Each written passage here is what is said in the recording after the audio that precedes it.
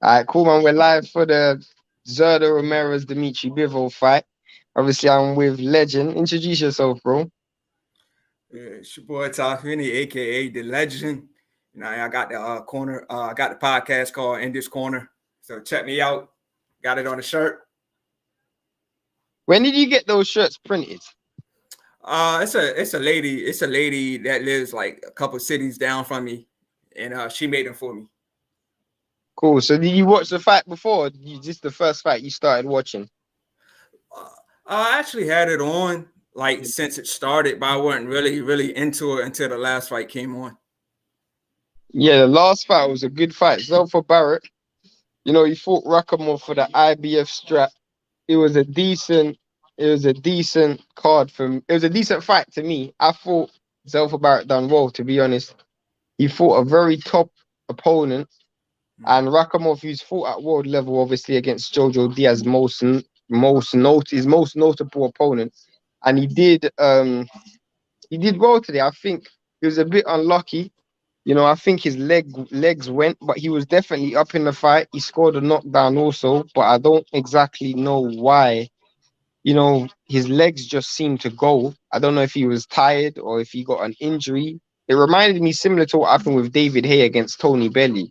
His legs just seemed to go. And then from there, it was, an uphill climb. And then Rakamov managed to get a stoppage, or the ref stopped the fight, either way. But I thought the fight was still a good fight for how long it lasted. And Zelfa Barrett definitely done a good, for his first world title fight, he definitely looked good. I mean, the 130 division does need as much um challenges as possible, and he definitely cemented himself at world level. Mhm. How Yeah. So much you who you got for sorry? the women's fight now? Well, I don't watch women's boxing at all, but Yeah, I yeah, watch Clarissa Shields. I right, watched Alicia Baumgardner. right. Obviously, Katie Taylor is someone who's obviously making a lot of noise, and Katie Taylor's beaten Jessica McCaskill before, but I think Jessica McCaskill's probably the favorite. I mean, what did she beat Breakhouse at middleweight or something like that? I Yeah. know to a certain degree a bit about boxing, but women's boxing, but I'm not gonna act like I'm a massive follower of the women's boxing. What about yourself? Yeah, I'm gonna go for McCaskill, but yeah, like the women's division isn't stacked, so I still got a lot to learn, as far as the women's division. But I'm gonna go with McCaskill. No, it's far from stacked. I mean, you got girls moving up 4 weight classes, 5 weight classes just to get competition. I think that's a bit crazy, but um this fight should be a good fight according to Eddie Hearn. I'm not a massive fan of either fighter, but I've seen Jessica McCaskill fight once, and that was against Katie Taylor. And I think she fought another female called Cecilia Breakhouse or something like that. I think that was another long reigning champion, but I'm not a massive fan of female boxing. I won't even lie to you. We all from that's Jeff's close friend. Um, did the fight start yet? Not yet. Well, if you're talking about the main event, Zerdo and Bivol, that ain't started yet. What do you think about the main event, by the way? I'm gonna go for Bivol. I'm gonna go for Bivol by decision. What I mean, I think Bivol. Bivol. He just his punch output. He just stays busy, even though he doesn't got a lot of power. I think I'll go with Bivol by decision. I'm probably gonna go with Bivol. I'm not probably. I'm going with Bivol also. I mean, those who do know me know that I'm a massive fan of Bivol and I like his fighting style. But I'm also a massive fan of Zerdo. This is a fight I've been asking for years.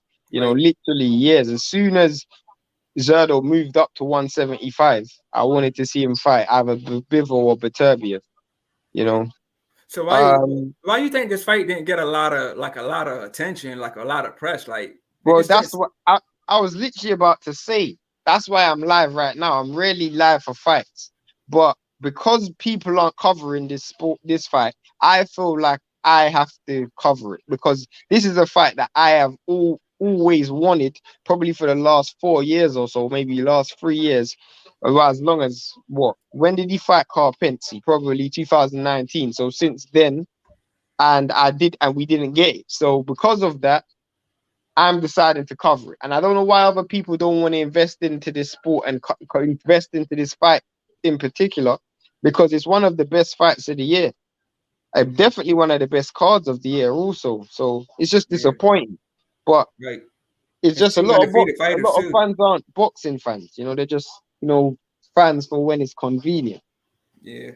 I mean, even though I consider myself a hardcore, but you know, like I said, I still, like you said, even though this is like a woman's fight on now, it's still a lot that I got to learn. You know what I mean? Far as you know, the names, you know, all the competitors. So, but you know, I did go see Clarissa Shields live, but that was 2 years ago in 2020. Who was she fighting? It was it was the lady. I think her name was Ivana or something like that. You know, Who was on the she undercard? Clarissa Shields won that fight. She won that fight Who, easy, but you know they who, had. Hmm. who was on the undercard? Or who was on the Oh, card? Boots was on that undercard. This Who was did this. Boots fight? I can't. Honestly, I don't even know the dude's name, man. I gotta. It You know what? Let sounds me. like, but judging based on the card, this. If I'm right, if I'm right, I'll be surprised. But I think that sounds like the card where She. was it? It was in Atlantic City, New Jersey, and Okay, the that opponent Shields fought. It was actually some controversy. They actually pushed it back and fought again because you know it was some controversy with some stuff on it at the weigh-in or something like that. With Shields' brother hit her opponent's trainer or something like that. oh, So that that fight was eventually when got pushed back. Ali Bashir. That was Ali Bashir when Ali Okay, yeah, Bashir yeah. got hit. Yeah, Yes, I'm so bad with names, man. I'm so Ali bad with Bashir, that names. was their coach. James Ali Bashir is a very, very seasoned coach. You know, he's a coach who's been Okay. around for years. I Yeah, remember now. That was yeah. when Boots I think he fought Almeida, if I'm correct. I think that's the fight when Boots fought Almeida. I could be incorrect though. He I made can't easy remember. work of him though. He made easy work of him. Is that the one where he froze? You know when he done that freeze and then he continued moving. I don't know if you remember. No, I can't remember. I don't remember the dude's name, but was the dude undefeated? I don't think he was. You know Okay, what? then I don't know who it is then. There was a Okay, dude who he fought who was undefeated. It sounds like the same card. I could be wrong. Um, let me there was go. a, It was. Let me see. I mean, I'm bad with names, but I believe his name was You Both or something like that. You oh, Both. fair enough. So you know who I'm talking about? No, I don't. Okay. He's not a person who I'm familiar with, not at all.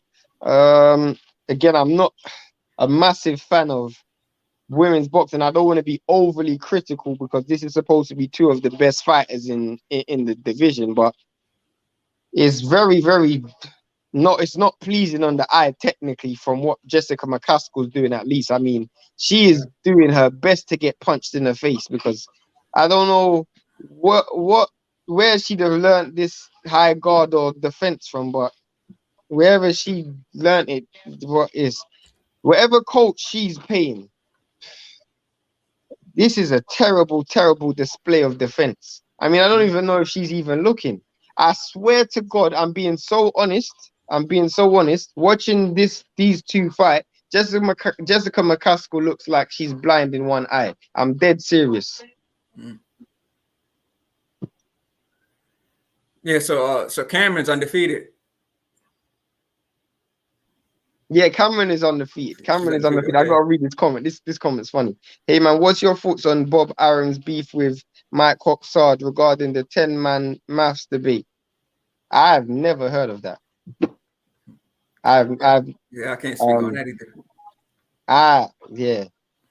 Um um this is the best person to ask.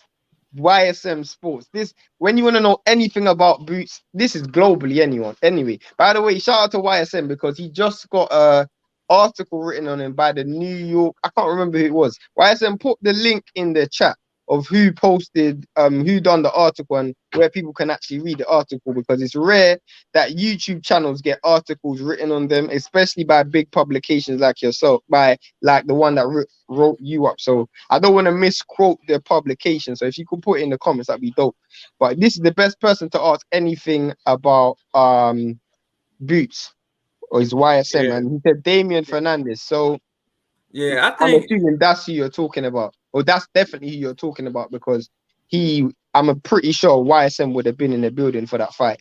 He says her coach is her fiance. I mean, we can tell you can tell she's keeping it in the family in terms of payment because she's gone real cheap because what type of boxing is this? I don't know. I mean, to be honest, yeah, this is why a lot of boxing fans aren't very big on women's. I don't know if you're watching the fight, but what do you think of the?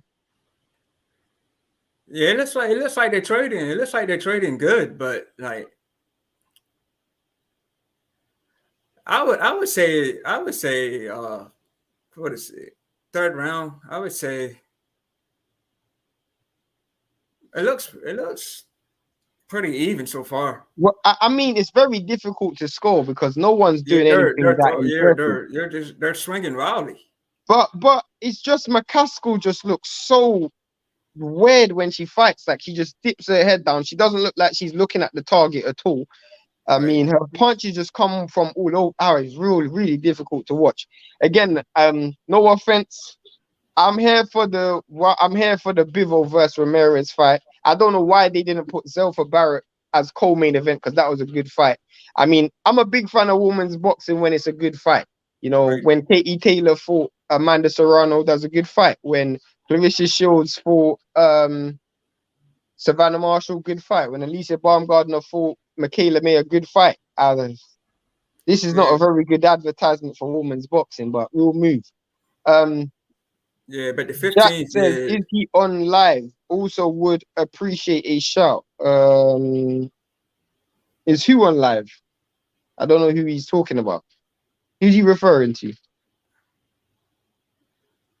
Who's he I don't know if referring to? I don't know if he was talking about YSM or something. I don't know. Oh, maybe he is talking about YSM. YSM, Jack wants a shout out from you. So that would be dope. If you could give him a shout out, I guess he must be talking about you because I don't know who else would be giving him a shout out, but um Yeah, I think the Clarissa Shields fight, Savannah Marshall fight, Alicia Baumgartner and Mayer. I think that night they definitely put women's boxing back on the map. So that was a I good I night for I, I, boxing, man. I Especially for think women's boxing. that I would easily say that even though it's a woman's card, or it was a woman's card, I think that was one of the best cards of the year. I'm being dead serious. I'm being dead serious, you know.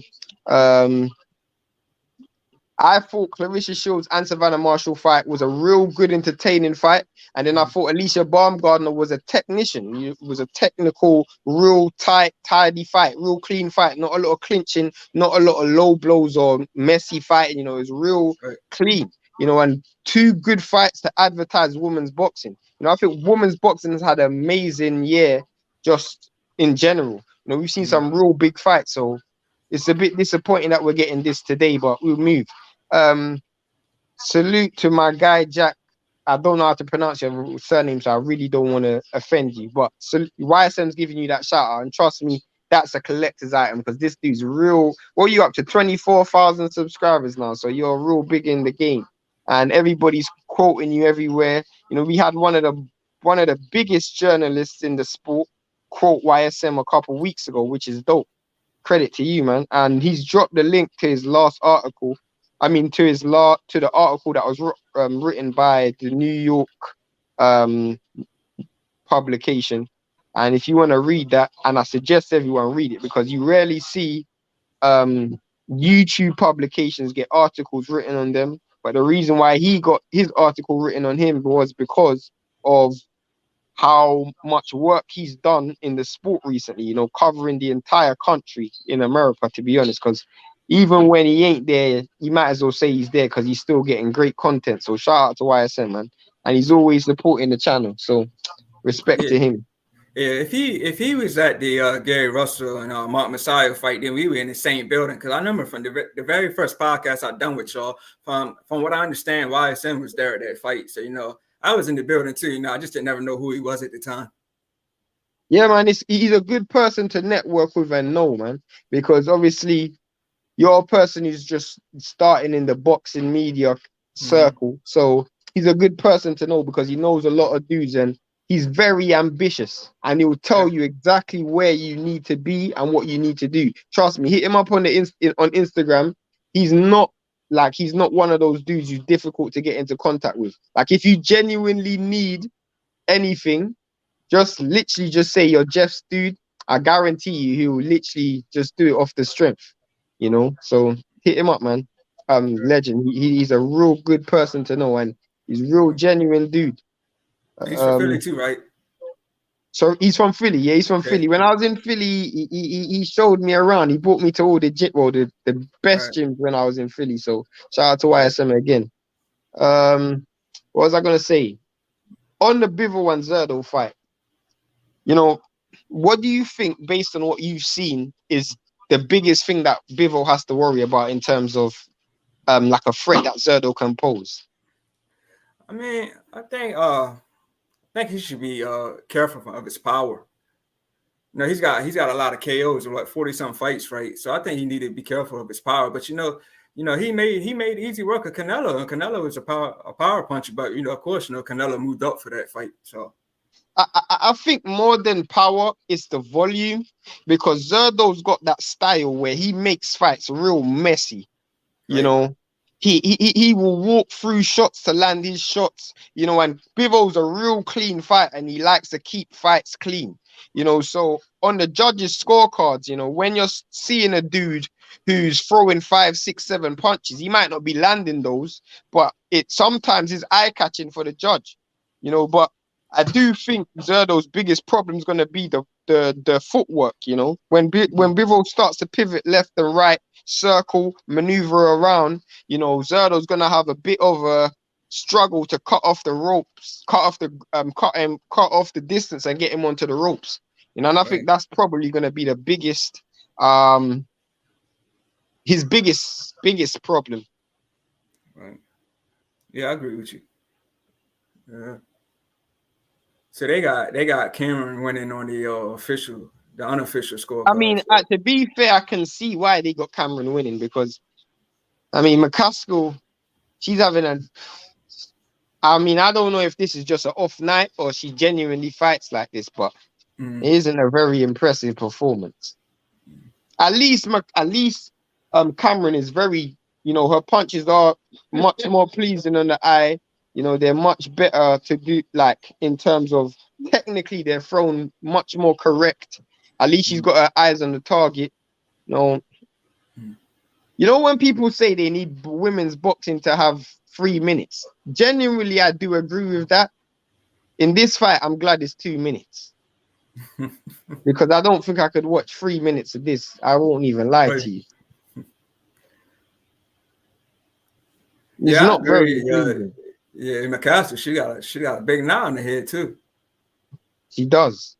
Yeah, she got a big knot. Yeah. John E says, who's won? The fight ain't started yet, bro. The fight starts in about what? I would say after this fight finishes, it should start. But it said it was gonna start at 9. Ring walk should be at 9, but I'm assuming now ring walks would be at 10. Well, that's UK time. I don't know. What's the time where you at, Legend? It's 5:20 here. 5:20 where you at? Yeah, it's 5:20. Yeah, but the fight, the first fight started like what 1:30. So yeah, it's been going on for a few hours. The card's been on for. This is the first card that they've done in Abu Dhabi, and to be fair, I can imagine that they're gonna do more, because I know they made a lot of money to bring this fight here. They wanted to bring Wilder and AJ here also, which I heard. I don't know if it's true, but I heard, and I know that the purses for these both fighters, Zerdo and Bivol, was career, or not for not so much Bivol, but it was career high payday for Zerdo, and it was a very good payday for Golden Boy as well. So the Zone are probably gonna bring more shows to Abu Dhabi, to be honest. Johnny says, thank you. Shout out, man. Anybody in the chat or anyone watching, hit the like button, hit the subscribe button. But I can imagine, and I wouldn't mind seeing more fights around the world if they're bringing money to the sport, and we can actually get fights because of the increased purses. Then why not? I mean, if it means that we get Crawford versus Spence in Abu Dhabi or Dubai or wherever or Saudi Arabia, then as long as we get it, we get it, because we know these people are gonna pay. You know, they're gonna put the money up. You know, they've done it for the AJ fights. They've done it for the World Series of Boxing or World Boxing Super Series. They were gonna do it for Usyk and Fury. So if they're gonna put the money up, why not? Yeah, but then AJ and Ruiz fought in Dubai, right? Exactly. Yeah. So at the end of the day, if this is a fight which, for the most part, is, you can argue, the best versus the best, maybe definitely two of the top five in the 175 division fighting, you know, and we rarely get fights like this, you know. And I was saying this before, if I'm sorry because I'm getting distracted by this terrible performance, but if Bivol wins this fight today, you can argue that he's the fighter of the year. You can make that argument, you know, based on a win over Canelo and Zerda Ramirez. That's two solid wins within a year, which not many fighters have fought, you know, top level opponents. Obviously, I think Shakur Stevenson's had a very good year also. I wanted to see Jamal Charlo get a fight out. And when's Tim Tszyu and Jamal Charlo? Jamel and Tim Tszyu. Jamel, that's supposed to be January 28th, from what I'm saying. But you know, 2023 January should be a banger, because if I'm not mistaken, that's Jamel, Tim Tszyu, who else? Beterbiev and Yard is supposed to be in January. Yard. Yeah, and it was another fight that was in January. AJ's supposed to be fighting in January also. AJ's supposed to fight in January. Okay. Who I guess is it Chris Areola? They haven't announced an opponent yet. Yeah, it was another fight that I forgot. Yeah, there is another fight. I just can't remember. Yeah, there is definitely another fight. I think it's a top rank card as well. There's a top rank fight. Just trying to remember what the top rank fight was, but there's a top rank fight also.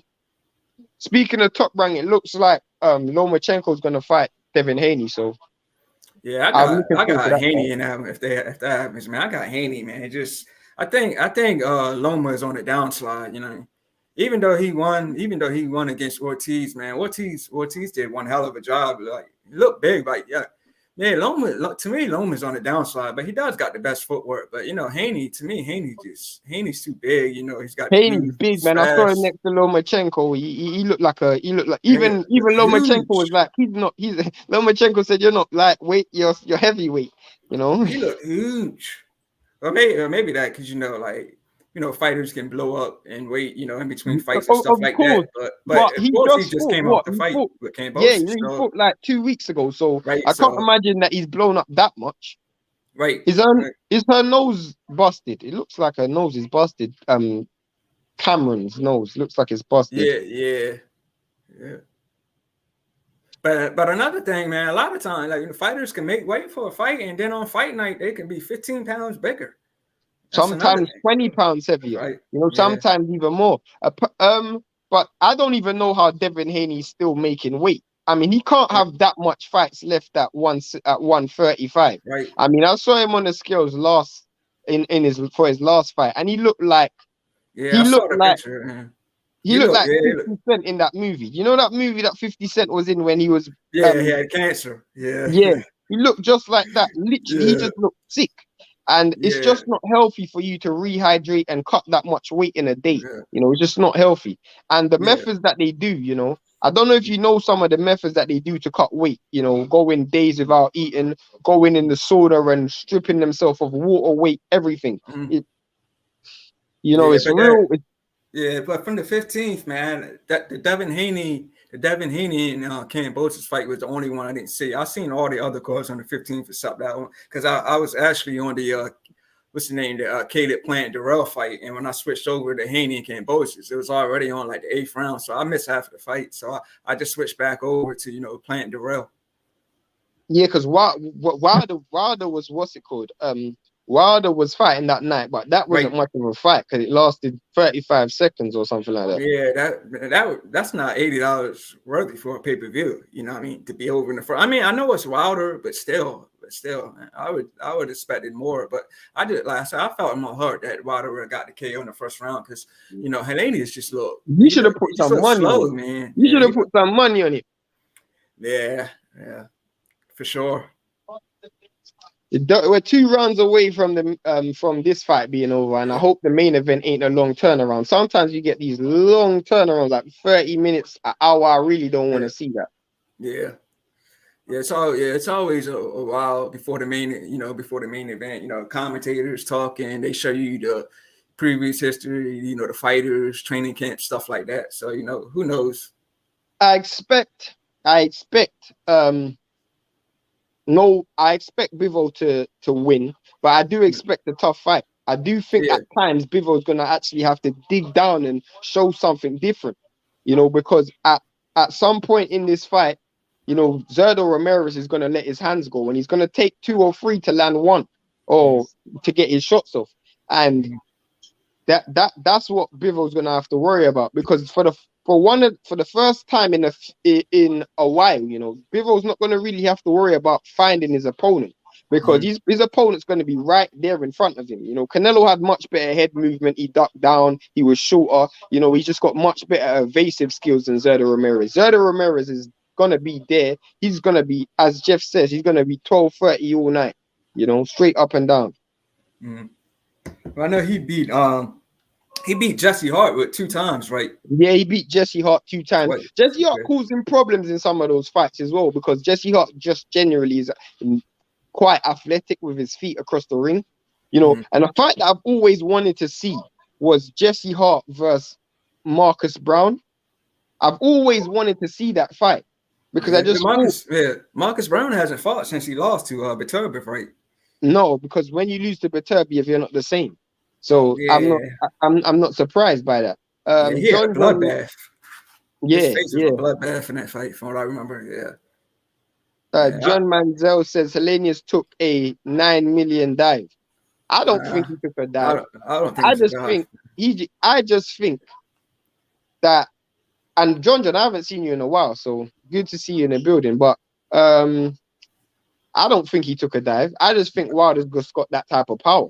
And Hellenius has never been known for having a good chin. I remember when he got knocked out by Johan Duopo. I've never seen a knockout like that in my life.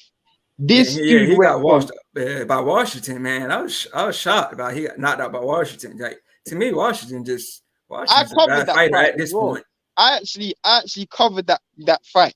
Washington versus Hellenius. I covered that fight. I'll never forget the Duopo. If you haven't seen that knockout, I would suggest everyone go and watch that knockout where Duopo knocks out Hellenius. He literally goes from one corner to another corner to another corner to another corner while staggering around the ring. He gets hit with a shot, he staggers to one corner and falls on the floor. He gets up, then staggers to another, and then staggers to another. It's one of the most, I've never seen a knockout like that in my life. You've got to be kidding me. No, it wasn't a dive, bro. Of course it wasn't a dive. Yeah, but the one I do think was a dive was when he fought Malik Scott. Malik Scott. Like, I watched that replay a lot of times, man. It just didn't look like it hurt at all. But he didn't even land. He didn't land. I know. I know a lot of people be saying that Hellenius took a dive, but what you got to understand is he didn't control his fall. He just fell. It wasn't like a matter of him almost grabbing something to fall over. He didn't control his fall. He just went from standing up straight to falling straight on his back. I think some people, and you got to remember, Hellenius is chinny. He's known for being extremely chinny. So him getting hit with by Wilder, and his leg. His leg twisted too. Like when he got caught, his leg twisted and he fell back. So I knew he wasn't going to get up from that. But I've been in a lot of debates about fighters that can dive, man, including my brother, man. He was saying the Anderson Silva and Jake Paul when Silva got dropped, that was a dive, and a lot of people were saying the Tyrone Woodley fight when Jake Paul dropped him, that was that the way he got caught, that wasn't no dive, man. The way he got caught and fell face down like that. I think people genuinely don't understand the concept of how boxing works. You rarely see dives in boxing. And unless you're amazing, like you would have to go through, because when you get knocked out, and it's a dive. The difference with Malik Scott was you can see how correct he fell on the floor. It was almost choreographed. I don't know how to say that word, but it was almost like designed. You know, the fall was designed. Whereas when you see other drops or stoppages, you know, that is what your body's supposed to do when you get hit by a shot. You know, when you see Tyron Woodley get knocked out, I didn't even watch the fight live. I've just seen a knockout 100 times. When you see him get knocked out, his body reacted in the way it should react. You know, you don't see dives that much in boxing. Trust me. Yeah, but I think the thing with Jake Paul, I think maybe it's just somebody hating on him because the fact that he's not a real fighter. Because they're saying it's about Woodley, and now they're saying it about Silva. Because some video came out and it showed like, you know, the knockdown in slow motion, but it was a different angle and it didn't look like it landed. But if you watch, like, you know, the replay, it lands clean. But this video, I don't know who came out with the video, but it just showed from this angle. I really don't like to entertain things like that, because in order for you to argue with a fool, you have to be a fool. And I just can't allow myself to be in that mindset. I've watched so many boxing matches. So for me I'm not talking about so much the Wilder one. I'm more talking about the Jake Paul and Anderson Silva, because if he was going to dive, he would have just got himself knocked out. He wouldn't have got back up literally within a second. It's a flash knockdown, you know? They needed a guy to lose so they could make money on Wilder versus Ruiz. Just don't see it, man. I just don't see it. And another thing, Wilder's had multiple opponents he knocked out in the first round. Dominic Brazil, Stavern. No, but Dominic Brazil was as flush as a punch could land, you know. But he says he got hit in the nose with a soft punch and he was rubbing his nose in an interview the next day. Maybe, I don't know. I don't think it was a dive. I'm being dead honest.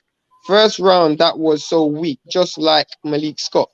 Malik Scott's legit, not Helenius. Malik Scott is a dive. I'll give you that. Helenius fell on his shoulder. It was a dive, bro. Bro, he fell. Bro, I don't think it was a dive. Jake Paul's KO was real. I think it was real also. Culture vultures. Who's he referring to? What's he referring to? I don't know. Jay Sharp, if you could please explain what you mean by culture vultures, please. How Helenius getting paid 9 million up front but no money for Crawford. That's another thing. I hope that's fake. I hope Helenius didn't get paid 9 million for that fight. Yeah, I didn't read anything about him getting paid that much. If he got paid 9 million, then I'm in the wrong profession. I'm sorry. Because I'm not getting hit in the face by Wilder for 9 million, but I mean, I'm pretty sure 9 million for that, for 2 minutes of boxing. I'm sorry. And plus, and another thing, Helenius walked out. I remember that night. A lot of fighters that lost on that night walked out. Makala Mayer walked out after she lost to Baumgartner. Helenius walked out after he got KO'd by Wilder, and Darrell walked out after he lost to Prince. So it was a lot of fighters were upset with those losses. I don't think Darrell was the same man after that. Darrell got put in a grave. Yeah. Literally, he got put in a grave. Yeah. Literally. Yeah. You know, the pallbearers were there. The pastor was there. The grave diggers were there. You know. Yeah. I didn't like. I know all the trash he was talking about. I know it's spots, man. You promote it like that, but I know they had legit beef. Like, I just didn't like the stuff Darrell was saying. You know, I met Darrell. So what do you think about Darrell? Plant and Benavidez. I would go for Benavidez. I would go for Benavidez by stoppage, but I know Plant has. To me, Plant has the better skill. I think Benavidez is faster, has faster hands. You know, he's got the combinations, and I think he'll eventually just walk him down. But you know, Caleb Plant has the movement. You know, he's good with his footwork, but he can't even though he got a better move. he can't just move the whole fight. He's gonna Right, have to hold his feet at some right, point in the fight. right. You know, I if think, you move for 12 rounds, your leg's gonna go. Similar to what happened with Zelfa Barrett against Rakhimov. You know, at some yeah, point, I say to people, it's better you hold your feet by choice than make your opponent making you hold your feet. You know, yeah, because when your opponent makes you hold your feet, 9 times out of 10, your feet ain't there to hold. right, yeah, So it's better you decide to hold your feet on your terms than you be running around for 8, 9 rounds, and then right. we're in round 11 and you're trying to use these feet and the feet ain't there no more. Yeah, but I don't think he can run around too much with Benavidez. I think Benavidez is eventually gonna walk him down and stay in his face. But I think Plant would try, but I think Benavidez just too tall. That's why it's very important to see what Bivol does today, because I'm interested to see how Bivol decides to approach this fight, Right. because Zerdo is going to be in his face all night. You know, Yeah. I Yeah. don't know if Zerdo's going to take the aggressive approach from round one, and I think he should. I think he has to. You know, I don't Mhm. think he can walk around and allow Bivol to get in any form of a rhythm, because when he's in a rhythm, it's going to be hard to offset that rhythm. Right. Because he's a dude who knows how to win rounds very well. Yeah. Um, yeah, I'm So just Cameron won by decision. So that's out the way. when Hellenius came out with the magician's robe and the stick as a wizard, I knew the fight was Hollywood. I That's didn't funny. even see the ring walks, to be honest. I didn't see the ring walks. I won't lie to you. I didn't see the ring walks. What's Conrad? Shout out to you, bro. What's up, guys? Going to grab some food. We'll be back for the fight. Yeah, the fight should start within the next 20 minutes, man. I'm hoping anyway. Ring walks in 20 minutes. I'm hoping. Benavidez has horrible feet and no defense. Throws jabs off his wrong foot. Plant can win that fight. I agree with everything you said. Yeah, I I see agree a with lot of guys everything you like said. since it was announced. I see a lot of guys going for Plant, but I said if Plant does win, I just I'm going by decision. But, I he think shot the world. He shot the I think world when he got the I think Darrell KO. Benavidez will win. I think Benavidez will genuinely win because he's gonna overwhelm Plant, and Plant's not gonna put something on him that's gonna make him worry about coming forward. He just doesn't have that power. You know, if he was fighting someone, let's say like a um like a like a Baturbia, for example, who when you walk in a ring, the moment you get hit with a shot, you start to think about coming forward. Even a Charlo, to a certain degree, he's got much more power than Plant. You know, he will cause Benavidez problems in that sense. But Plant, on the other hand, you know what he's gonna do, give you movement, and eventually Benavidez is gonna wear him down. I agree with everything you said. The difference is though, Plant doesn't have the offense to win that fight. I don't Right. think Benavidez has great feet. I agree with that. I don't think he has great defense. I agree with that also. But he also Plant just doesn't have the skills to take advantage of that. Yeah. Plant But has to work on his right hand. He needs to work on his right hand. He needs to work on his punch variety also. You know, yeah. Yeah, he did get the better knockout on Darrell, but styles make fights. They don't have the same style. of course not. Mhm. If Plant had a right hand, he would be unstoppable. I don't know about all of that because there's still so many elements to his game Mhm. that I I think he's think lacking. he did well. He did well to me against Canelo, but I like I don't think said, he so, just don't but have the power. I think he did I don't well, think so. but he got caught. He just yeah, Canelo. I knew Canelo was going to eventually break it down and stop him. Well, I don't know when he got that KO. Like I don't know when he got up from the first knockdown. Like he was kind of like running, and Canelo caught him. Then he fell out, just laid out flat. So yeah, I mean, it was a good fight to me with him and Canelo. So Yeah, he has a good left hook, but no straight right hand. Yeah, he has a good left hook. He has a good jab. He has so good footwork. His head movement ain't that bad. His hand skills ain't that bad neither. You know, I just think he just lacks the offensive skills to cause problems. mm. Yeah, so Bivol was the favorite tonight. Yeah, he is. Okay. I see that they got the bets and stuff up here now. Yeah, so what you think about Bivol and Canelo? Do you think that was just a bad move for Canelo to move up that much? But I've, well, he I've, did move up to fight Kovalev, right? And he yeah, stopped Kovalev. I said before the fight, that Bivol is gonna win the fight. The only way he's gonna lose is if the judges rob it from him. Because I've just seen both of their fighters' styles. I said this before the fight. I picked Bivol to beat Canelo comfortably, and the fight went exactly the way I thought it would go. Other than the judges giving him the scorecard, I just didn't think the judges will give it, but Mm-hmm. they did, and I'm glad they did.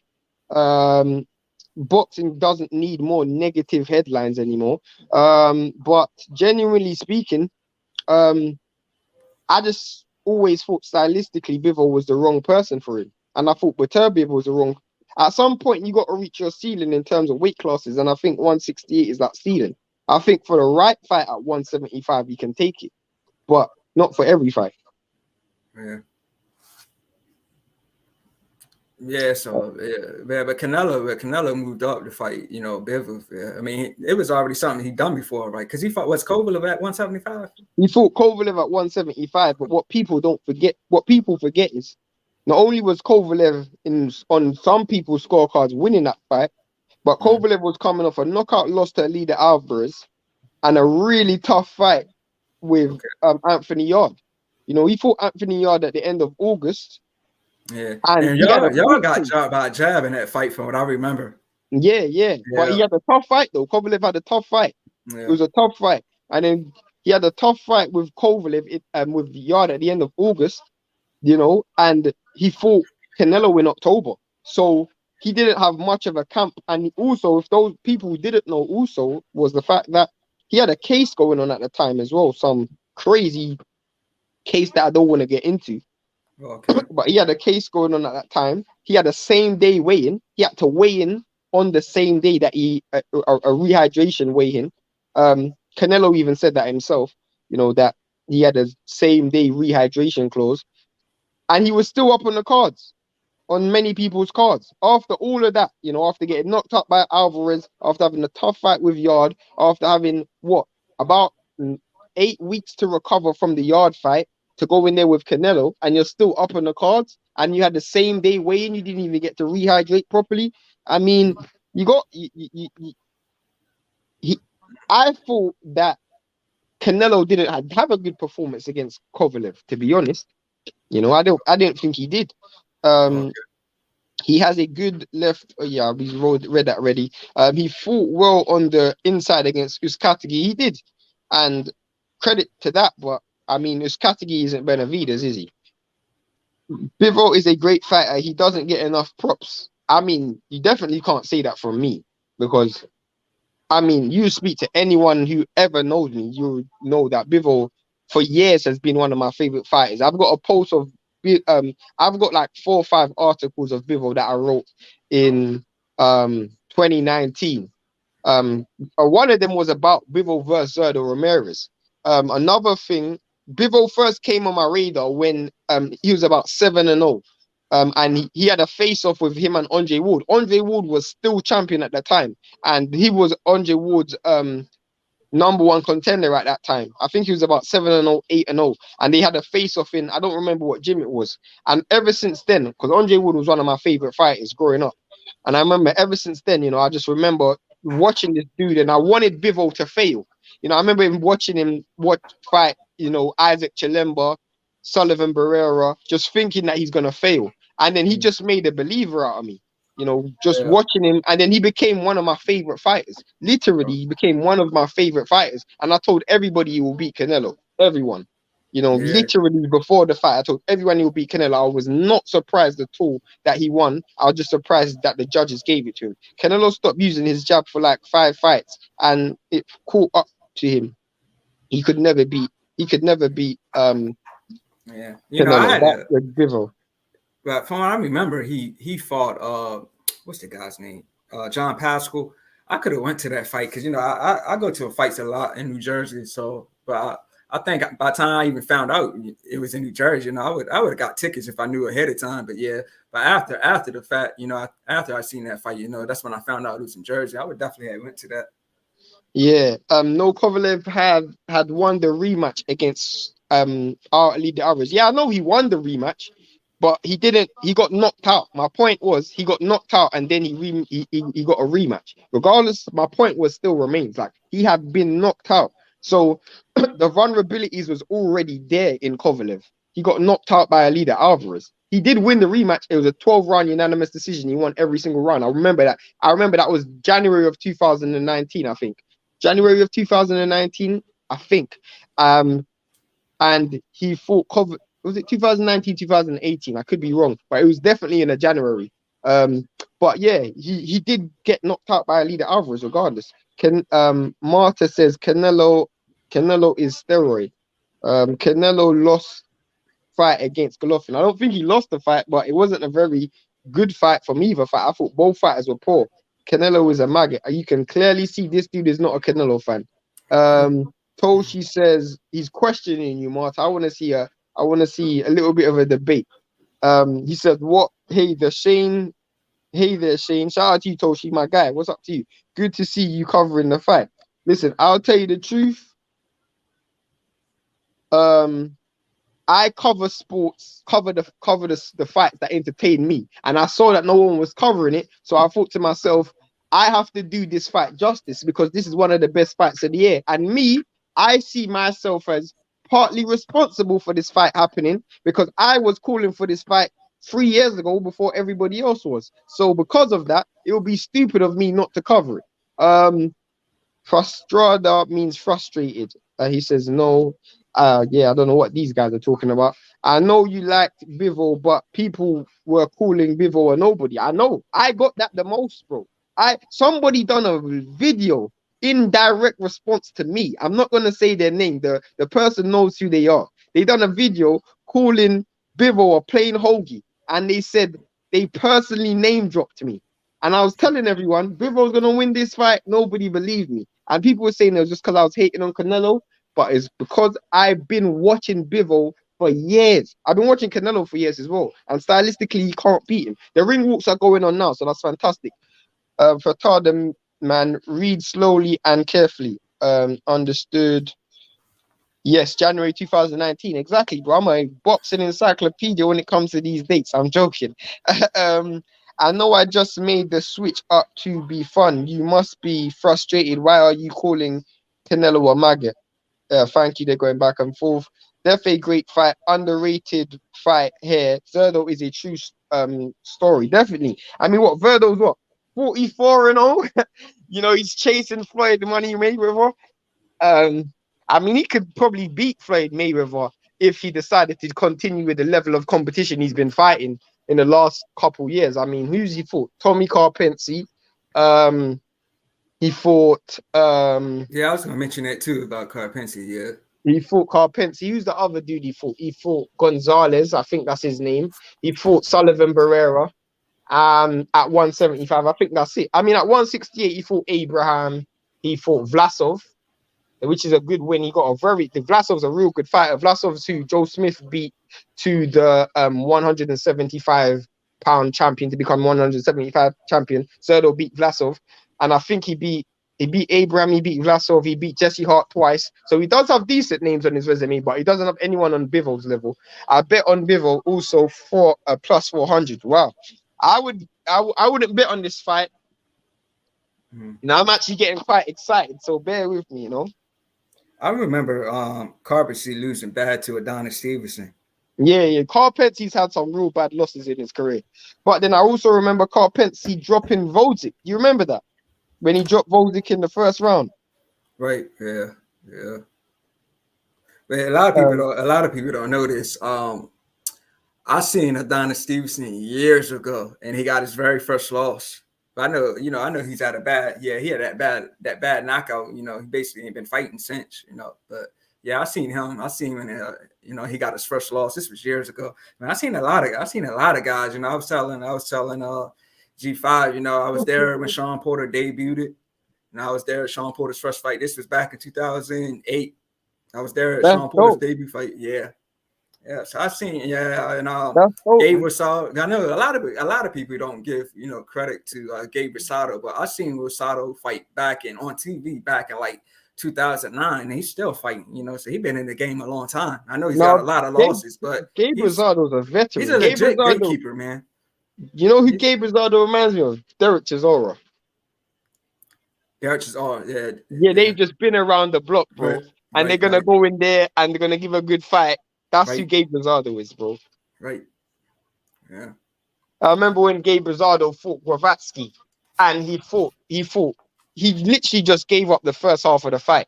And in the second half of the fight, he just flicked the switch and he just turned up. And in that final round, that was one of the most electrifying Gabe Rosado performances I've seen at that time. You know, the punch combinations that he put together, the aggression was fantastic. Yeah. And hit the like button, hit the subscribe button. What dudes you were jumping in the building, hit the like button, hit the subscribe button, man. Yeah, I was saying I think he beat Danny Jacobs, and I honestly think he was doing. I had him winning against Peter Quillen, but you know he's that fight got stopped because you know he cuts bad in a lot of his fights. Yeah, a lot of dudes. Yeah, he does cut bad. You know, he does cut bad. Yeah, same thing with Anthony Durrell. You know, there's a lot of fights. I was about to say that. Cut bad. Durrell does cut bad as well. Yeah, so both guys in the ring. Yeah, man. Yeah. You know, Ricky Hatton's son fought earlier today, right? Yeah. He got a knockout. Campbell Hatton. Yeah, he got a knockout from what I've seen. Campbell Hatton. Okay. I'm looking forward to this fight, man.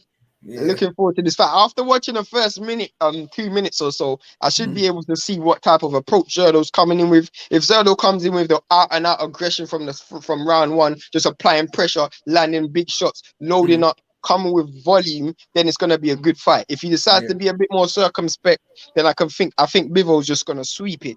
Yeah. Do you got yours on mute, or you got your volume up? It's low. It's low. It's just okay. I was just curious because you know, like since we chatted, I didn't know if you had it on, but you know, I think I might start doing that too. You know, like maybe covering fights live. You know, I had some guys ask me that, like, "Hey, man, you gonna cover the fight?" And I was like, you know, I never did think about that, so I may start doing that. You know? I'll give you some advice, bro. You be on live longer than you think you were on live for, because you go live before maybe for an undercard fight, and then you're on live, and then you're watching the prelims, and then in between each fight, and then all of a sudden, the main event comes. Then they do all the ring walks, and then the main event fight. You know, you end up being on live for like 3 hours. Yeah, so you think it's good to go live before the main event then? If you're on live by yourself, it's hard. You don't really want to be on it just for the main event, because you need to just build up. True. Yeah, I may start doing that then, because I was thinking of other ways, you know, like I can like possibly expand. You know, like I said, I got an interview with a boxer, I got an interview with a coach, so you know, I'm glad to have done those two things. So you know, I'm coming back. Give me 1 second. Okay.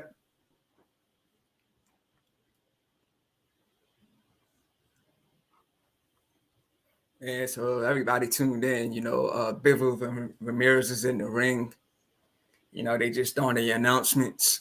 I'm gonna go for Bivol by decision. You know, even though Ramirez, you know, he's got a lot of knockouts for like 30 KOs and 40-something fights. I'm gonna go for Bivol by decision.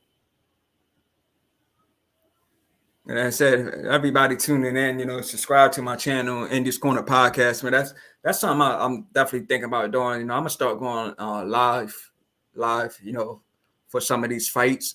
You know, even though going live, it's later on in the night, you know, around like 8 o'clock. You know, I definitely probably start going live for some of these fights. You know, everybody can tune in. You know, they can chop it up.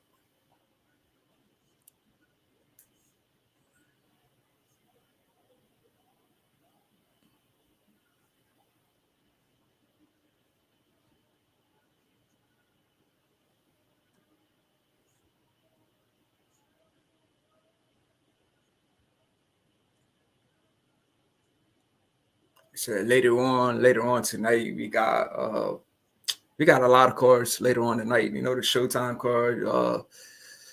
I believe it's let's see, David Rommel David Morrell. We got and on the undercard is Brian Mendoza. Let me see it. Let's see something.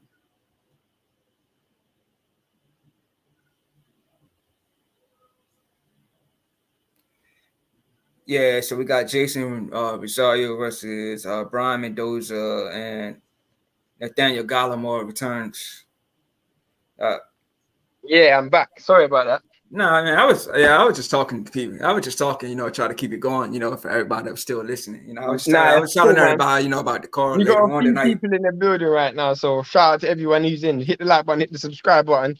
I'm looking forward to this, man. This is one of my fights of the year, so I don't want to be disappointed, Bivol looks focused, Zerdo looks focused, so I hope we get a good ready. fight, man. Yeah, they look pumped. They look ready. Live on the zone. Shout out to the zone, man. Credit to the zone. Credit to the zone for getting this fight done, man.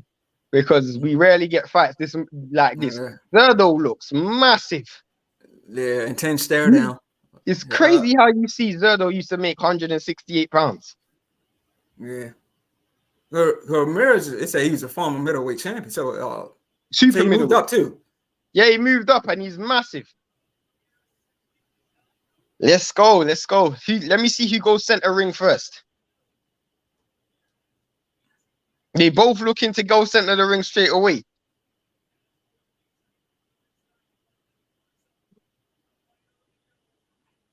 Ring the bell. Someone's always got to go, man. Bivol's going to center ring straight away. So Zerdo looks like you can see the battle of the Southpaw Orthodox stance already. Look at the left foot and right foots. They're both stepping. You can see at some point Zerdo's going to try and step on that leading foot of Bivol, So just to cut the distance, Bivol already looks like he's trying to back Zerdo up. I'm surprised too. Huh? He's tall. I actually thought Bivol was taller, but Zerdo's taller. No. Zerdo's big. I saw Zerdo next to Michael Hunter, who's a heavyweight, and there wasn't much of a size difference. I'll tell you the truth. Mm-hmm. One thing about Zerdo is he can also take a punch as well, Yeah. I'm surprised Bivol's taking this approach, by the way. You can see him backing up Zerdo already. I'm surprised Zerdo decided to be so negative. I don't know if he's trying to pull things in. Mm-hmm. Again, the ref had to judge them about what I already could see happening, which was the leading foots. Look at the leading foots. The leading foots are just colliding with each other, Southpaw Orthodox stance. I'm surprised Bivol hasn't tried to use the slapping left hand yet. You can see that there's a clear difference in hand speed. Zerdo's punches are a little bit more, wiry and around, whereas Bivol's punches are straight down a pipe. And Zerdo is going to have to straighten those shots to cause Bivol any trouble, because Bivol keeps his hands pretty center and straight down the middle, and he always keeps a punch. He always keeps a hand home. When he's throwing the left, the right's home. When he's throwing the right, the left's home. I don't like this approach from Zerdo. I won't lie to you. He's got to be much more aggressive, because if he lets Bivol get into a rhythm, he's going to get beaten to the punch, just like he done there, Yeah, I agree. He can't try and fight this boxing game with Bivol. I don't know if he's just doing it for the first round, but you can clearly see that Bivol has to worry about that back and left though from the southpaw stance, because he's keeping the right hand on the outside of his chin. He needs to keep it straighter, because the shot's coming from underneath. Ooh. It's not coming from over the top. Just like that. If you can just see, Zerdo just landed a good straight, and it didn't come from over the top. It came from underneath. So he does have to Zerdo worry landed about a good that shot, also. man. Huh? I think he landed a good shot, Zerdo. I can see Will Stokes is clearly ahead. I don't know how he's ahead, because I'm watching this live. So something must be going wrong here, because I'm watching this fight live. So I don't know how this dude's ahead. I'm watching the zone. How do you got this dude ahead? You already said the round's over. How's the round over? That's a good shot from Zerdo. Zerdo landed another good shot, but Bivol landed a good shot at the end. I think Bivol won that round. I won't lie to you. Bivol caught some nice shots in at the end of the round. Yeah, Nice shots. Yeah. I would say 1-0 to Bivol. I don't. Oh, that's why it's not all the way ahead. Oh, that's why I'm not. I somehow I fast forwarded it back. I don't know how, but yeah, I gave that first round to Bivol. Okay. Again, I would say either Bivol or a tie. Just nah. me. I think Okay. Bivol won that round because Zerdo, he's just giving up ground. I'm just surprised Zerdo's Oh yeah, taking the yeah. I'm control. seeing the replay. Yeah, now he landed. Yeah, I had to see that replay. Yeah, he landed a nice spotted shot. Yeah. Okay. Again, Zerdo is losing the battle of the footwork. He's letting Bivol build up momentum. And this is what you don't want to do. This is the worst fighter to do this against. It's good. You might want to do it against other fighters, but you can't let this dude build up momentum. Because if he gets into a rhythm, it's a problem. Because he doesn't get out of that rhythm. It's backing him up. Again, Bivol hasn't taken a backward step in this fight yet. And it's because Zerdo hasn't tried to apply any pressure with any punches. Even the jab he's throwing, it's just too basic. He's not changing the levels of the jab. He's not changing the speed of the jab. He's not doubling it up, and he's not bringing his feet with it. He's just throwing the jab, and his feet ain't moving in synchronicity with the jab. He's just reaching. He's got to do something a little bit extra, please. That was a good shot over the top, though. That right hand did land. That left hand did land, though. That was a good shot. I think Zerdo is picking his shots, so I just think he just needs to put a little bit more together. Good shot again from Bivol there on the counter. He's, as Jeff says, Bivol's one of the few fighters that does counter with jabs. So credit to Zerdo for keeping his hand home there, but he does have to bear that in mind. That was a good shot from Zerdo. The issue that I have right now is Bivol doesn't respect Zerdo's power, and I don't know if there's a reason. He just doesn't look like he's respected much of Zerdo's power. He's just walking forward, and for the most part, he's just walking in behind a jab. I don't know what the commentators are saying, but I can't really see how you give Zerdo this round either, because he's not really throwing enough. I know you in the UK, like you're like, are you at? I'm at 50 seconds of round 2. I don't know if it's like that on your end. I'm almost finished the round. Yeah, so it's a little. So I'm a little bit behind you then, but I just seen Bivol get caught with a big shot, but like I said, we're not even at the same point in the round. So yeah, I'm live now. They said 1-0 to Bivol. Okay, won't write at the end of the round. You can write at the end of the round now, bro. I've sped it back up, so I'm live. Mrs. X Murder, who winning? Personally, I got Bivol 2 rounds up. Zerdo's already shown his hand, and that's the problem. Because for me, I wanted to see Zerdo apply a little bit more aggression, a little bit more pressure, try walk Bivol down a bit more, but he's allowing Bivol to take center ring, and that's what you don't want to do against someone, as Legend was saying earlier. When you got the technical advantages, you don't want to just give him the space. You don't want to give him the space to work. You almost got to make it a bit messy, because he's going to land more of his punches, because his punches are straighter. His punches are straight down the pipe, and he's just more active with that jab. He said he's got a suspicion. Will Stokes said he's got a suspicion that he's going to stop Zerdo. I don't know about that. I just think Bivol's just going to school him. It reminds me very similar of the Salamov fight. Salamov decided to take the slow approach early against Bivol, and then once Bivol got into a certain rhythm, me and Blunt watched that fight live, and we actually thought Bivol was going to stop Salamov, but then Bivol just got into a cruise gear and just didn't kick on. He got into look at the left and right foot. They're stepping on each other's foot just to gain distance. And that's a very Mexican thing to do. No offense to Mexicans, it's just a really good tactic to close the distance. But it's Bivol doing it to Zerdo and not Zerdo doing it to Bivol. You can see him stepping on the foot just to close the distance. What that does is it makes it hard for you to slide your foot back, because it's being trodden on. That the ref needs to keep an eye on that. Zerdo needs to do something extra because he's getting circled real easily. You know, Bivol hasn't even started pivoting yet, which is a worry because when Bivol starts to use his foot movement, he's actually held his feet much more than the last time I saw Bivol hold his feet like that was against Castillo. I haven't seen him hold his feet like this in a while, and Sullivan Barrera also.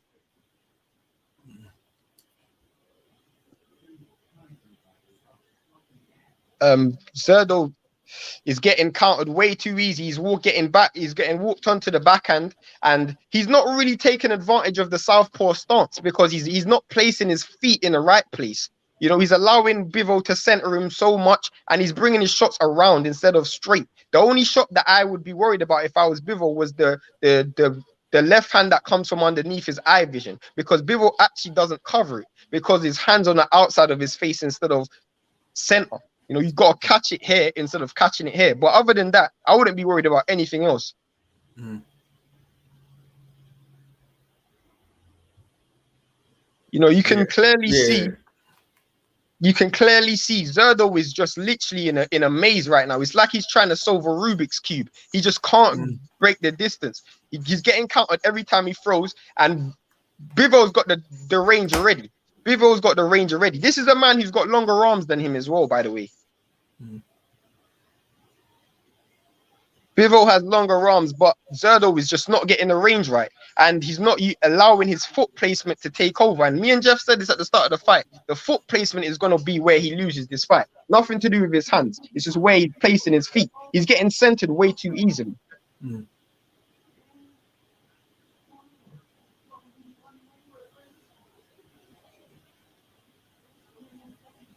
Again, he's getting hit with too much easy shots on the counter. Again, I think Bivol's won this fight easily. Bivol constantly steps on his feet. And normally the southpaw does that to the orthodox, you know. Sometimes the orthodox does it to the southpaw, but normally the southpaw does that to the orthodox. Normally the aggressive fighter does it to the one who's moving. But Zerdo is supposed to be the one on the front foot. He's not taking advantage of none of the physical advantages that he has, whether it's strength, whether it's overwhelming weight and size. You know, he's not taking advantage of that. He's not taking advantage of his very good hand skills that he has on the inside of the pocket. I know exactly what Bivol's coach is telling him right now as well, because even though I don't speak Russian, I know exactly what he's telling him because I've watched every single Bivol fight, and I know exactly what he's saying. He's telling him, keep the distance and keep countering. That's what he's telling him, because that's all I've ever heard his coach ever say. His coach is one of the funniest coaches ever. His instructions are always the same every fight. I'll never forget when Bivol fought Joe Smith Jr. He literally said the same thing every single round. He said, I've got it 2-1 actually. I don't know how you gave Ramirez that last round. He didn't even land anything in that last round. Stream the fight before you catch these big Brixton hands. I don't know what he's talking about, but shout out to you, bro. Thanks for being in the chat and commenting, bro. Get the zone if you want the fight. Get the zone. That's what I'm actually promoting the zone today because they done a good card. If the card was trash, I would have given you a link for the fight. But when they do well, I'll encourage people to buy. Yeah, Zerdo's getting backed up way too easily here. He's getting backed up way too easily. I don't know what the game plan was for Zerdo, but I don't think he's going to plan because for some reason he's deciding to take this slow route and it ain't working. Conrad's got it the same as me, 3-0. I don't even think it matters because if Zerdo don't make a switch up, I can't see how he wins this fight anyway, because he's going to have to do something to add, you know, to the pace of the fight. He's not doing much, you know. He's just expending a lot of energy defending. You know, you can see how focused he is, but look in between rounds and see how tired he is. Yeah.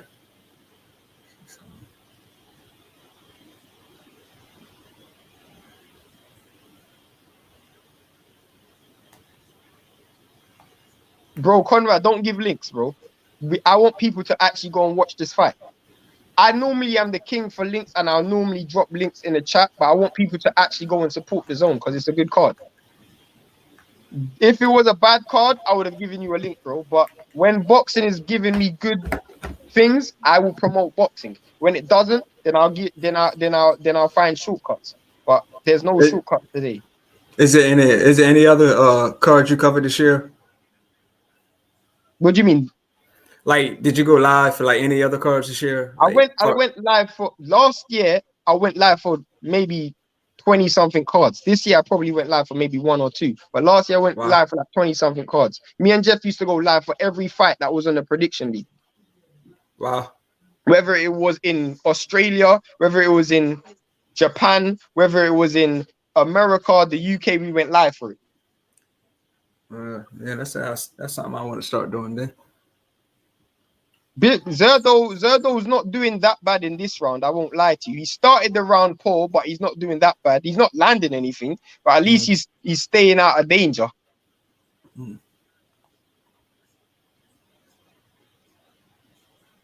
I went live for Tyson versus Douglas. I mean, I didn't think there was YouTube when Tyson and Douglas was fighting, but is what it is. Chocolatito or Estrada. That's an amazing fight. That's another fight the zone's providing, which I think they got to get credit for. I've been criticizing the zone for the past few months, so I'm going to give them credit.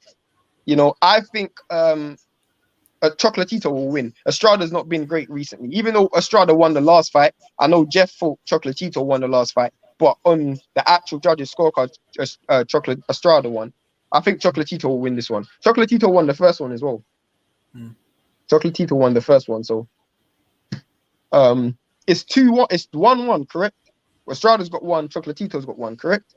Yeah, I think so. So this one's gonna basically be the 2 out of 3, basically. And I think if the fight's a good fight, they might as well do a fourth one because both fighters don't really have much at their weight class. He said he's got it 2-2. I think I've got it 3-1. I think I've got it 3-1 Bivol. I think Zerdo done well in that last round, considering. He's got it 2-2. Fair enough.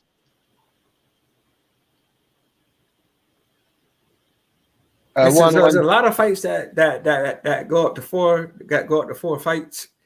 I know. I can't really think of anybody outside of Pac and Marquez. Is there any other fighters that made it to 4 fights? I'm sure it's a lot, but there must be. I just can't. Ken Norton, Muhammad Ali, of course. Yeah.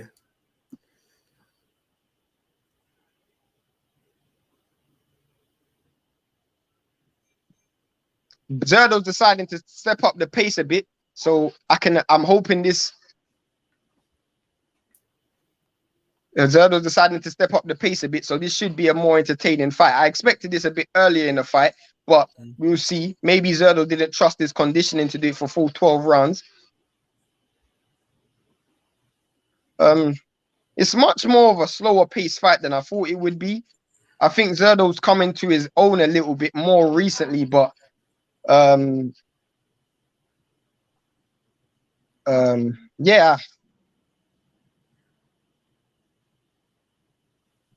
His Conrad's got it 4-0. I got it 3-1. I won't lie to you.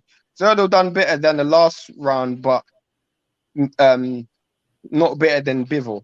I see you. He's got it 4-0 for who?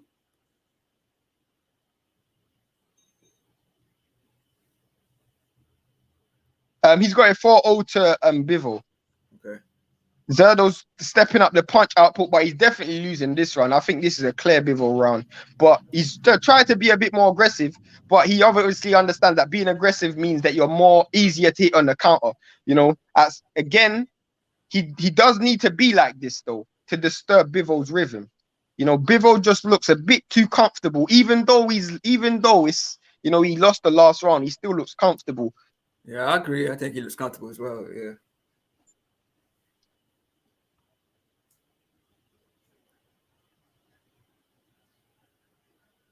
There's not a lot of work from either fighter.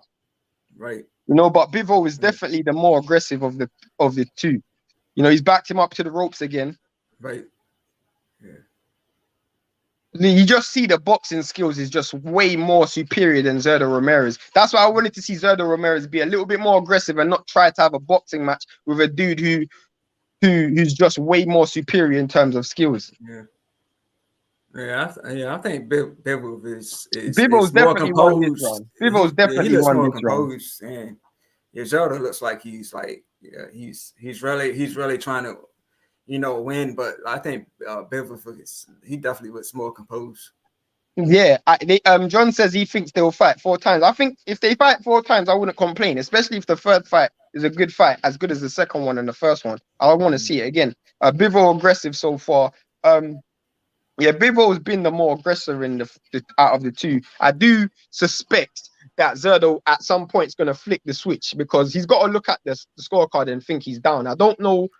I mean, someone has it 2-2. I don't know how. I think Zerdo's only won 1 round, and I mean, those are 2 really good shots that he got caught with. Yeah, unofficial. One of the cards I just saw, they had it a tie. Yeah, I don't know how. Yeah, sometimes we don't know what something like we all judge fights differently. So like sometimes I ask myself, what do these judges be saying? Someone said Zerdo's doing better than I expected. I think he's doing worse than I expected, to be honest. I won't lie to you, because I expected to see a little bit more aggression. I've watched a lot of Zerdo fights. Zerdo doesn't fight like this normally. Zerdo's normally come forward. He takes fighters to the ropes and he loads up on punches. So I don't know why he's deciding to fight so circumspect. Normally his punch outputs, you see 70 to 80 punches around, and most of them are hooks, not jabs. He's always in the pocket trying to get his big shots off. He fights very similar to Brandon Figueroa, and I'm just surprised that he decided to take this approach. I don't know if Bivol's done something that circumnavigated this offense, but he's definitely done something, because Zerdo is not as aggressive as he normally is. I think Zerdo's done worse because he just allowed Bivol to get into a groove. I expected him to win rounds anyway, but I didn't expect him to just give up rounds. Yeah, I gave Bivol that round. Yeah, clearly. Like what you were saying about Brandon Figueroa, man, if I was a boxer, I would not fight him, man. Like his work ethic, like he stays coming forward. Like even when he beat Fulton, I believe Fulton was uncomfortable in that fight, man. He lost to Fulton. Yeah, I know, but I believe that Fulton was just uncomfortable. Like he looked uncomfortable. Fulton was definitely uncomfortable, but Fulton makes everyone uncomfortable. I mean, Figueroa makes everyone uncomfortable with his overwhelming size and his just overwhelming aggression. That's what Zerdo does. And I'm just surprised he's fighting this style. If you watch Zerdo fight, Zerdo fights every fight like that. So I'm just surprised he's deciding to take this approach. Bivol just picking him off. Yeah, Bivol just got the skills. I said they're Zerdo's taller, but they like when they're fighting, they look like the same. They look like the same height. But I definitely gave. Are you on round 6? Yeah, I'm on round 6. Yeah, I definitely gave round 5 to Bivol. Yeah, he landed some decent shots in that one. I just expected a lot more aggression from Zerdo. I just haven't seen enough punches landed from Zerdo Ramirez, unfortunately. He's not taking over the center of the ring like I thought he would. He's getting backed up way too easily. Obviously, I expected him to get caught with jabs because that's Bivol's key weapon, but he's just getting easily maneuvered back to the ropes. I'm gonna get through the comments, guys. I'm just really intrigued by this fight, so bear with me. Again, you would have thought Bivol was the bigger guy. I'm being dead honest. That's what I was thinking. Like prior to this fight, starting, I just thought that Bivol was bigger about it. I didn't even know that Zerdo was actually tall. The way Zerdo's fighting, you would have thought Bivol was the bigger guy. Yeah. Bivol won that round as well. I think that was another clear round. Zerdo's allowing Bivol to get into a groove. Zerdo is a cruiserweight. He's a big dude, but he's not using his size today. It's 3-2. I got it 4-2 now. I got it. How many rounds is gone? I got Zerdo winning 1, and I got Bivol winning the rest. Zerdo is doing better than I expected. I think he's doing worse. 5-0. This is a difference in levels. I mean, I agree. For every shot Zerdo hits, Bivol hits 3. It's 4-1 Bivol. I got Bivol way ahead now. Conrad, what's up, Andre? Oh, good. Long time just watching the fight, listening to the commentary in the background. You need to be listening to our commentary in the background. You know, I'm hoping that's what you're referring to. Ramirez seems to be gun shy. I'm saying the same thing, Chris G. I'm saying the same thing, bro. It's like I've watched so many Zerdo fights, and I've just never seen him fight like this. I got it 5-1. I got it 5-1. You guys got it 4-2. I got it 5-1. I've given Zerdo 1 round. He's got to come out more aggressive now. Second half of the fight, he's got to do something, you know.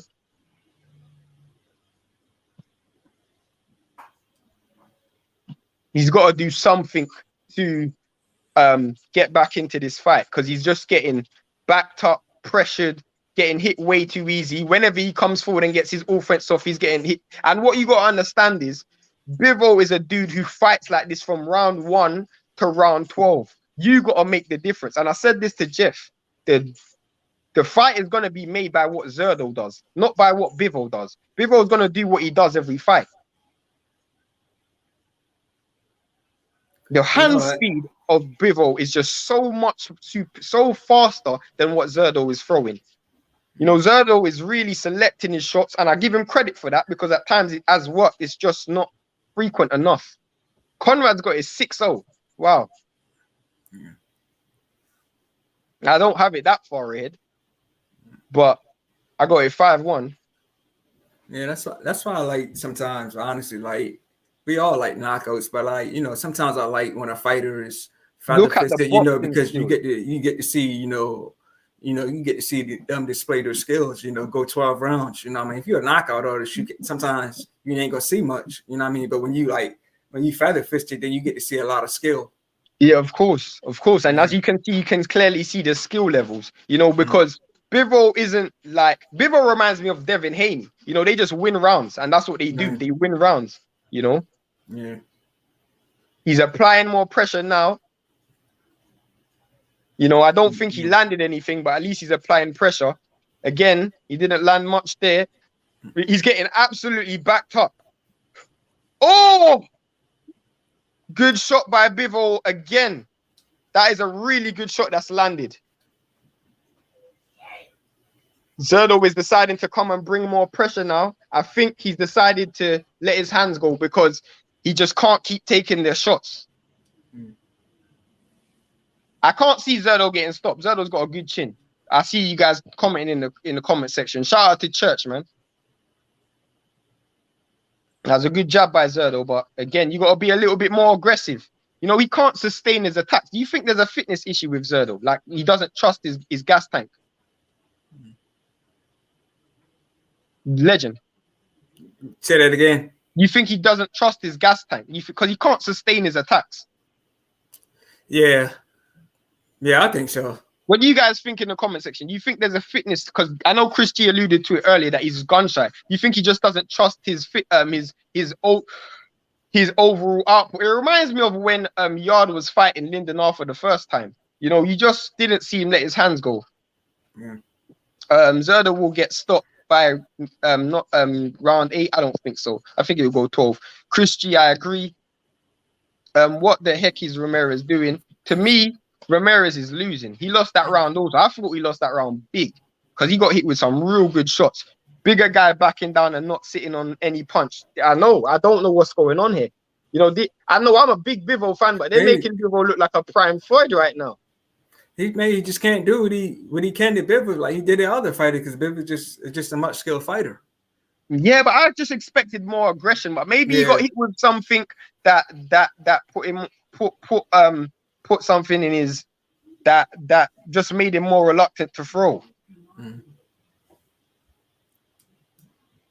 Big round for Bivol. Yeah, I got it 6-1. I'm not gonna lie, but this is the part of the fight where I think Bivol is gonna take over, because Bivol's into a groove now.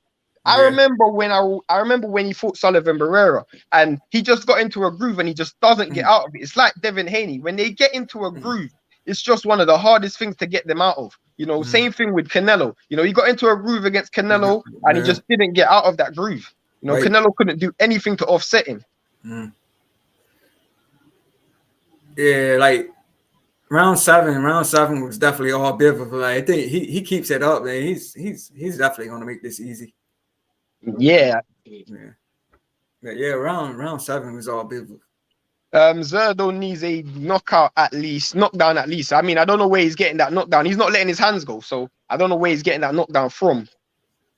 And to the Russians that's in the comments, I don't speak Russian, unfortunately, so I can't translate what you're saying, but thank you for being in the comments.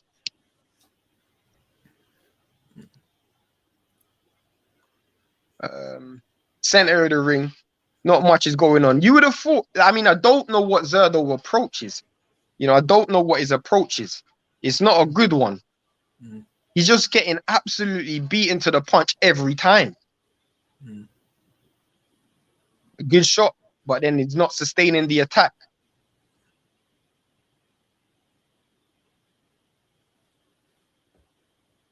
So you on round 8? Yeah, I'm on round 8 right now, halfway through round 8. Gotcha. So my stream's going a little slower than yours then. Yeah, I'm watching it live. Yeah, I'm watching it live. Yeah, I am too. Like, I guess mine's just. It was doing like that for me before, and then I just sped it up so I can actually. I don't know how that happened, because I was watching it live from the start. Yeah. Like round 8 is just starting for me. Wow. Yeah. I think Zerdo's done well in this round, though. I won't lie to you. I actually think Zerdo's done well in it, even though Zerdo ain't really done much. Bivol ain't done nothing. I don't know if Bivol is just deciding to take Zerdo into deep water and almost. Okay, he's absolutely teeing off on him now. This is what they were talking about, him might getting stopped, because he just got hit with maybe a 6-punch combination there, because Zerdo looks absolutely spent, and he looked at his corner there. I never like when a fighter looks at his corner. Bivol's holding his feet a bit on the ropes. Zerdo just can't sustain any form of attack. I don't know if he just can't trust his gas tank. If he's not had the best camp, I don't know what the reason is, you know, but he just can't trust his gas tank. He's not letting his hands go enough in rounds.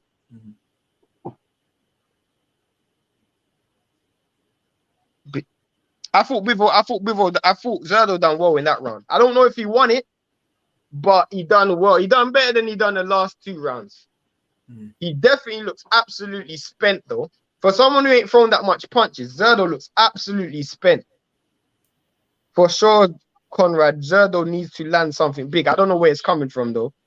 He looks absolutely knackered. I want to see how Bivol looks in the corner. I'm not going to lie to you. I want to see how he looks in the corner. Ramirez literally got paid to lose. What the F am I watching? Yeah, what the hell are you watching? You're Mexican. You got to support your Mexican all the way to the end, innit? He literally is doing nothing. I don't know what. I don't think his conditioning was right, because I've just never seen Zerdo fight like this before. You know, he just hasn't trusted his gas tank at all.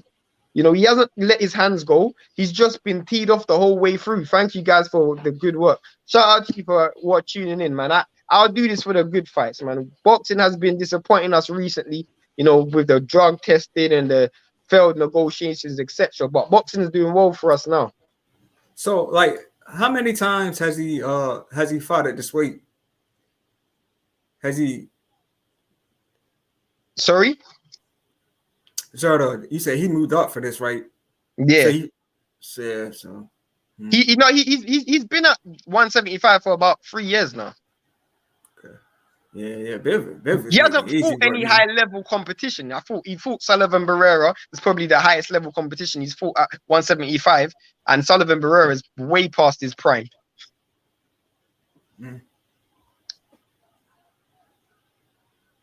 But Zerdo hasn't gone 12 rounds in years also. He's been getting a lot of stoppages recently, so back end of the fight, we'll see. Yeah, that's what I'm saying. He's got a lot of KOs, so.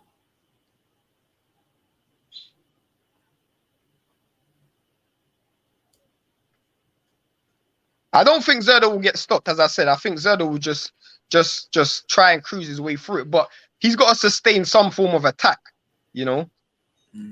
Bivol's now deciding to use the high guard a little bit more.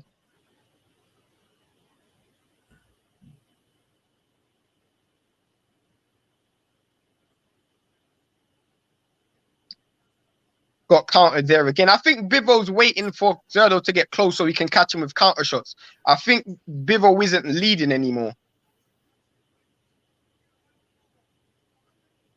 Bivol Zerdo's doing much better in this round.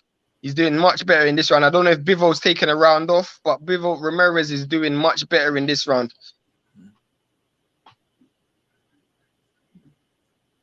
You think Zerdo's doing better than Canelo? Or no, not at all. No way, because at least Canelo was letting his hands go. Yeah. Bivol Zerdo's doing better in this round though. He's definitely doing better in this round. I don't know if Bivol's just taking a round off or he wants to. Oh gosh, Zerdo is. Oh gosh, I don't know if Zerdo's hurt. The pivot there. Oh my gosh, look at that pivot. Oh, look at the pivot. Oh, I don't know if Zerdo's hurt. That pivot there. I don't know if you guys saw that pivot, but that pivot was fantastic. That was a Lomachenko-esque pivot for light heavyweight.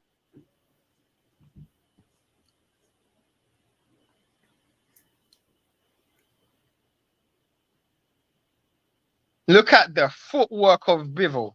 The footwork is just, it's like a 5-year-old solving a Rubik's Cube right now. Literally, that is literally what we're seeing. That was probably one of Zerdo's best rounds, and he still got hit with some real big punches. He almost got dropped. Think we'll see Zerdo go for it. I mean, I hope we can. At least he can make the fight a little bit entertaining, because I've stopped scoring this fight because I can't see how Zerdo can win this fight on the cards. Bivol's gone into a groove, and when he's in a groove, you just can't get him out of it.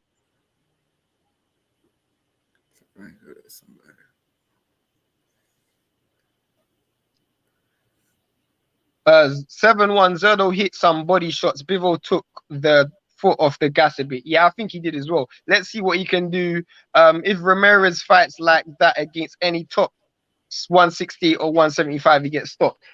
Well, I mean, he can't fight like that against Beterbiev, because Beterbiev will absolutely kill him. And I don't want to use the word kill, but Beterbiev is a murderer in the ring. This dude does not play, you know. This should be 10-2, 11-1 scorecards by the end. Yeah, boy, it's looking like that. I'm not going to lie to you.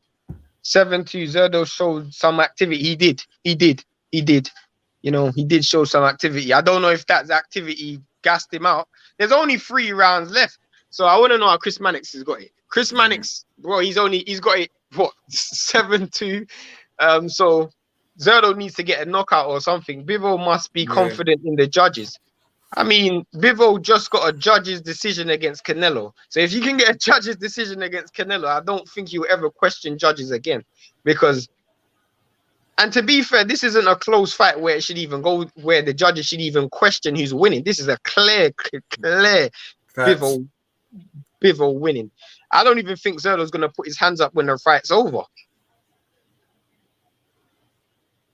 He just had to let his hands go like crazy through, you know. Yeah, he's gonna have to do a Sean Porter right now and just swing it in. Look how he just pivoted him out of the ring. The pivot game is just too good. The footwork is just way too superior. He's backed him up against the ropes.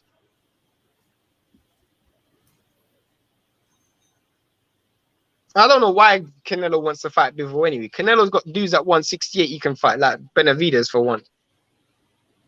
But if Benavidez beats Plant, then there's nowhere to run for Canelo to me.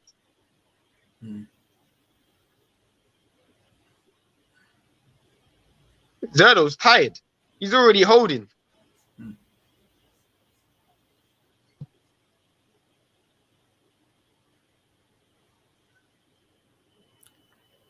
Yeah, it's easy. It's easy. It's just easy win. Bivol doesn't throw a lot though. He hasn't thrown a lot in this round. I don't know if he's taking his time. I don't know if he's taking rounds off. Bivol hasn't thrown a lot in this round. I don't know what the game plan is. I just would have thought you would have stepped on the gas a little bit more. Again, this reminds me of the Salomon fight. You know, he done this in the Salomon fight as well, where at one stage he looked like he was going to get the stoppage, and then he just took his foot off the gas and decided to go back in first gear. And it looks like he's doing it now. Zerdo's won this round. I know that for a fact. Zerdo's definitely won this round.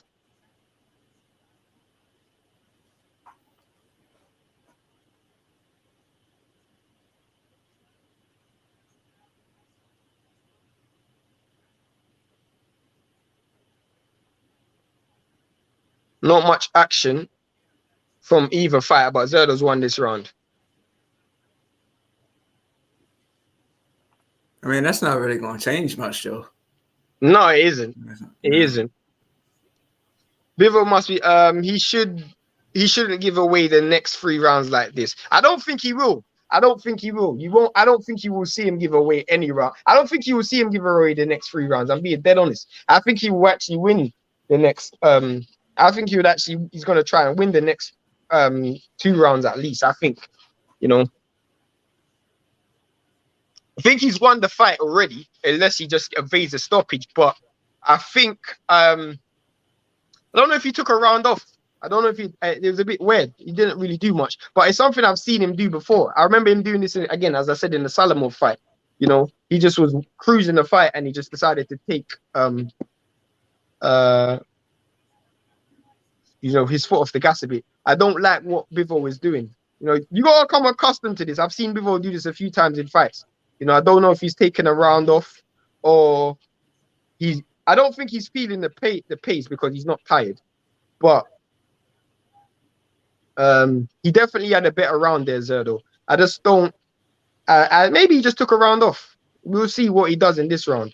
Maybe he just took a round off. Yeah, he did. He didn't look tired, but okay, he's applying his pressure again, so I do expect him to land more punches now. He's applying that pressure again. Yeah, I think he took a round off. I'll be honest, because he's coming out much more aggressive in this round. So I think he took a round off.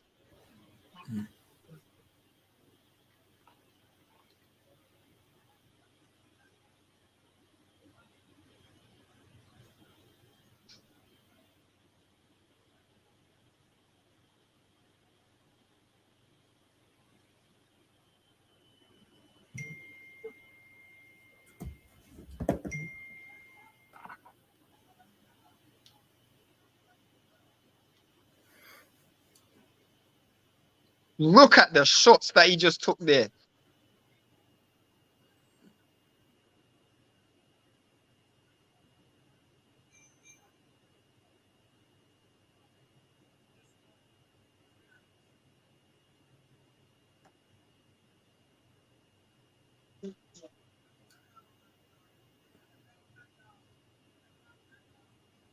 who you think would win between Bivol and Beterbiev if they make that fight happen? I'm gonna talk about that after the fight.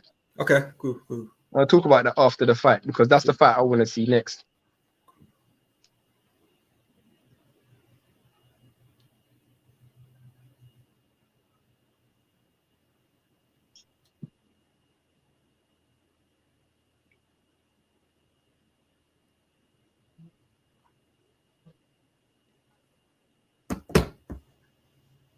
So like after y'all I'm sorry, I'm so intrigued that I'm not talking about this their commentary because I'm kind of intrigued by what's going on. I think Bivol's won this round also. I'm just actually trying to pick some of the shots because some of the shots I don't know if they're landing or clean or just being glancing that Bivol's throwing, but he has thrown a lot more shots in this round, and I think he's won this round also. Some real good punches again. Zerdo just hasn't. I don't think Zerdo brought his A game today.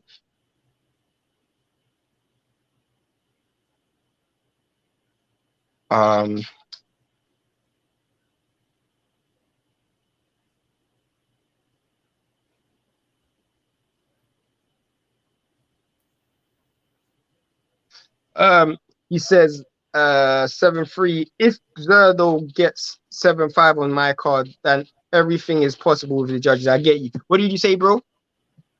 I was saying like when y'all after y'all like cover a fight live, do y'all still stay on live and just continue tagging, or do y'all usually depending on the comment section, but we do have like little conversations, you know. Gotcha. But yeah, to answer your question, I do the Zerdo the Beterbiev and Bivol fight is a fight that I've been asking for years. Me and Jeff done a video, I think early in Jeff when Jeff started the channel, and he said the 10 fights that we want to see the most, and Number 2 was Bivol versus Beterbiev behind Errol Spence and Crawford.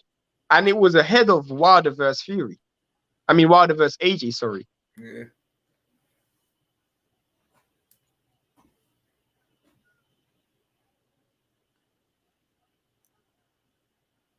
Bivol just edged that round for me. Now, I thought Bivol edged that round, won that round clearly. I don't think Zerdo landed anything clean in that round. He just came forward with no accuracy. I thought Bivol won that round clearly for me.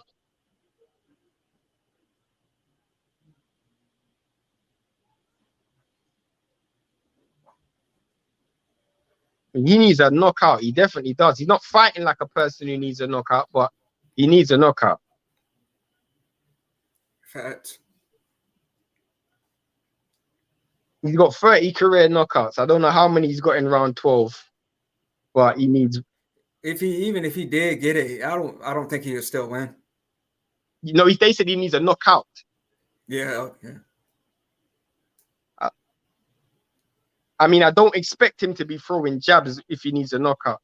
He's doing better though. Oh, that's a good shot from Bivol.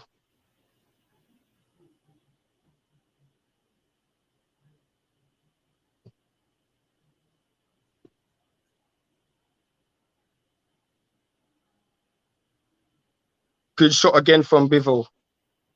Zerdo just doesn't land things clean. And for someone who doesn't have the accuracy, you want to see more volume. You know, you can smother your work and land shots that you're not supposed to land by throwing 6s and 7s. He's just been throwing maybe 1s and 2s and 3s. I don't know if he just didn't trust his gas tank. Yeah.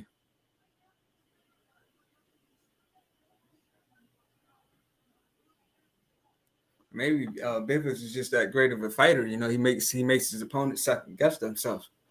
Maybe. But you don't. I didn't see. You know, anything like, you know, Zerdo having a plan B or anything like that. So you would have thought Bivol needed a knockout the way Bivol's fighting. Oh.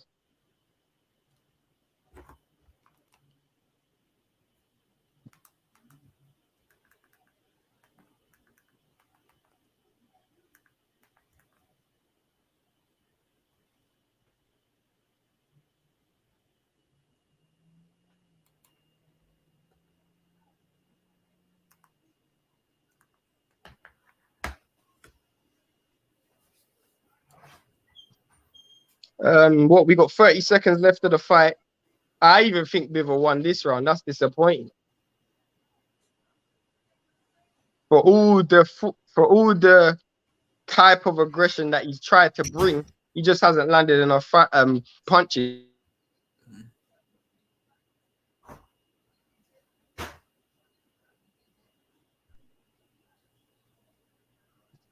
Yeah, Zerdo's lost this fight. Zerdo's O has gone. Zerdo's O has gone. Zerdo's O is gone. I thought, what was that? 9-3? 9-3? How did you score it, bro? I would say I give Bivol maybe. I would say 10 or 11 rounds. I only gave Zerdo maybe 1 or 2. It's 2 or 3 rounds. 2 or 3 rounds. Yeah. Maybe the round that Bivol looked like he took off. I give that round to Zerdo, but I don't know if that was 10 or 9. Yeah, it's a round about maybe 10. I think round 10. Yeah. What the hell was that weak ass performance by Zerdo? Yeah, it wasn't as impressive as I thought it would be, man. I know people be messaging me on Instagram right now because I'm a massive Bivol fan, so I know people be messaging me. But yeah, man, that was a good fight. To answer your question, I've always been on the fence about Bivol versus Beterbiev, but I think Beterbiev will win just because of the power. I do think he just has the overall power, and I think at some point that's gonna cause problems, you know. And I think we've seen Bivol hurt against Joe Smith Jr. It wasn't for long, and he didn't go down or anything. He does have good defense, but Bivol blocks too much punches. And when you're blocking punches against Beterbiev, they take his toll, man. I think when he fights Anthony Yard, I don't think Yard has a chin to, He doesn't. He was because he was just based on the fact that he was dropped by a jab against Cover. So I know, and the power that Beterbiev possesses is different. It's different. And I used to like his Yard's from the UK, right? Yeah. Yeah, I remember I would say maybe a few years back. I've interviewed Yard a few times. I've met Yard quite a few times. I've met Yard a few times. I met Tunde a few times. You see some of my interviews with those dudes on YouTube. I've met both of those dudes. They're good people. It's just unfortunately he's just not gonna beat Beterbiev. Yeah. But I remember when I was first seeing those videos with Yard training and stuff, man, he was training hard. He was like serious shape. I want to hear the scorecards. Yeah. I want to hear the scorecard. Did these people think that Zerdo actually stood a chance? Who paid Zerdo not to sit on?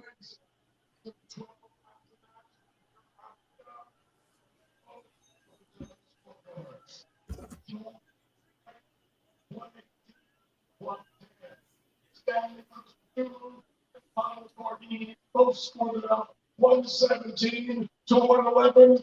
All three for your winner by unanimous decision. He's still undefeated. Yeah, I think those judges, those scorecards were fair. I think one had it 10-2, the other had it 9-3. I had it 9-3. Yeah. I had something like either 10-2 or 9-3, yeah.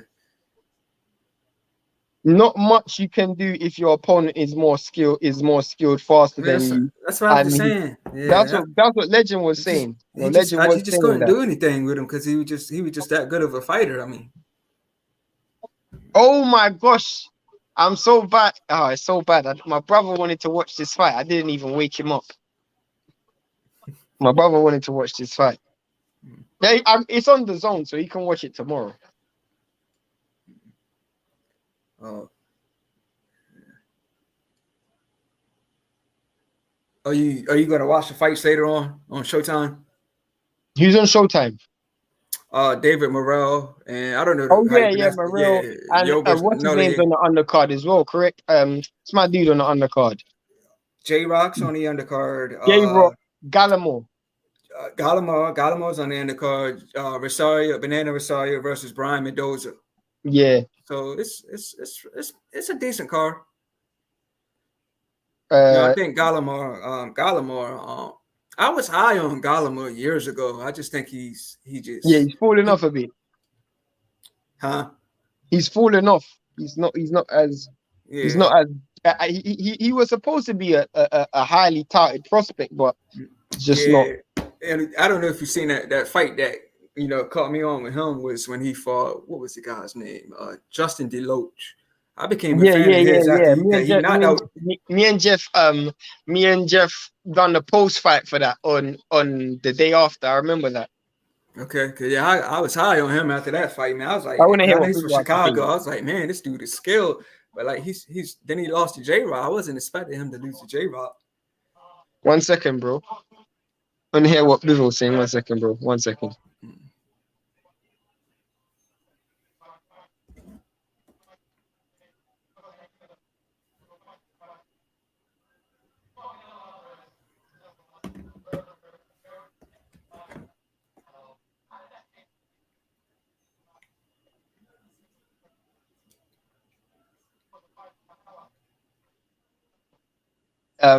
Yeah. Bivol literally took off only reason why they're the one rounds. Yeah. I think that's what Legend was saying. Legend was saying the same thing. Yeah, that's the only round, Bivol lost in my opinion. And then another round, I don't know which round it was, but one of the earlier rounds. Yeah. Jason Rosario, he's on the undercard. Willie G, He's shout out to fighting you, bro. Brian Mendoza. Yeah. Shout out to you, Willie G. Where's the fight? This card, the Showtime card. It's in Minnesota, which is Morel's hometown. Yeah. And they said all of his fight speed right there in his hometown. So Willie G, Bivol outclassed him, definitely. Dimitri, the Mexican slayer, Bivol. I like that. Right now, Bivol can never go to Mexico. It's I proved myself. I can be the best guy in the world. And I was happy. And now I did another guy who doesn't know what good is. It means a lot for me. And I have a goal. I want to be a beauty champion. But it not all depends on me. If everything depends on me, I fight for belts in 11 fight maybe. But we have a big team. In my team, my manager, 80. Thank you for everything, 80. And thank you, Abu Dhabi, for this opportunity. It not depends only on me who I will fight next. We have to argue with the team, which is better for all of us, and we will do it. But hope they will listening to me what I want. It does sound like Beterbiev is going to face Anthony Yarde in the first half of next year. Does that make it more likely that we see you in a rematch with Canelo? Of course, I'm like kid who has a dream. I want to go to the dream. My heart wants.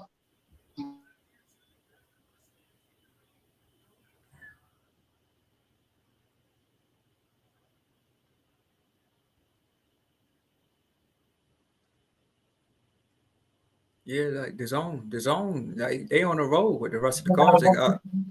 yeah. It depends not on me, but for football, it's interesting fight. Why not? Why not? We can argue, but remember, I'm light heavyweight. This is my weight. Congratulations, Dimitri. Thank you so much. Thank you so much for everyone who came. Thank you for everyone who watched my fight, who support me. Thank you, my promoter, Andrei Beauty, who with me from my first fight. This is Andrei Mikhailovich here, and Veronka promotion, and of course, Abu Dhabi, the Department of Tourism, and I can cover everybody with that. Congratulations, you make a tremendous fight. Good turn to Zerdo Ramirez here. That's what Zerdo says. Roberto, just going in the way that you can get going in previous fights. Well, I did my job. I went to the body. I threw a lot of punches. And then I read the judges, they did a good job. Congratulations. Do you feel like you did enough to win this fight? Well, I guess Floyd Mayweather can sleep easy tonight, isn't it? And I mean, I'm grateful to be here. Thank you, everyone. I hope you enjoy the night, the good night, the fight, and congratulations. And You've talked about moving up in weight in the past. You're a big guy. Is it likely we see you jump up in weight for your next fight? well, I don't know yet. We go back to the gym, to my family, and we'll Appreciate the effort, Gilberto. Tom? Well, there you have it, ladies and gentlemen. If Bivol is not the best fighter in the world on the pound for pound list, he's pretty darn close. Well, that was that. But that was good, man. It was a good card. I thought Zelfa Barrett and the Zelfa Barrett and Rakamore fight was definitely fight of the night. It was the most competitive fight of what I saw. It looked like Galaya fight won on a split decision. So I guess that fight must have been a really entertaining fight. I didn't watch that fight though. I was actually busy, unfortunately. I couldn't make it on live for that. The Zelfa Barrett fight was a good fight though. Yeah. So I wasn't really into like when it first started, like the first cards. You know, I actually got really into it, like the card before the women's card. That's when Zelfa Barrett fight, yeah. That's when I really started getting into it. But I had it on, but you know, I wasn't really watching the first couple fights like that though. Yeah, I mean, it was a good fight. I mean, give credit to Matchroom for putting on a good card, good main event. I think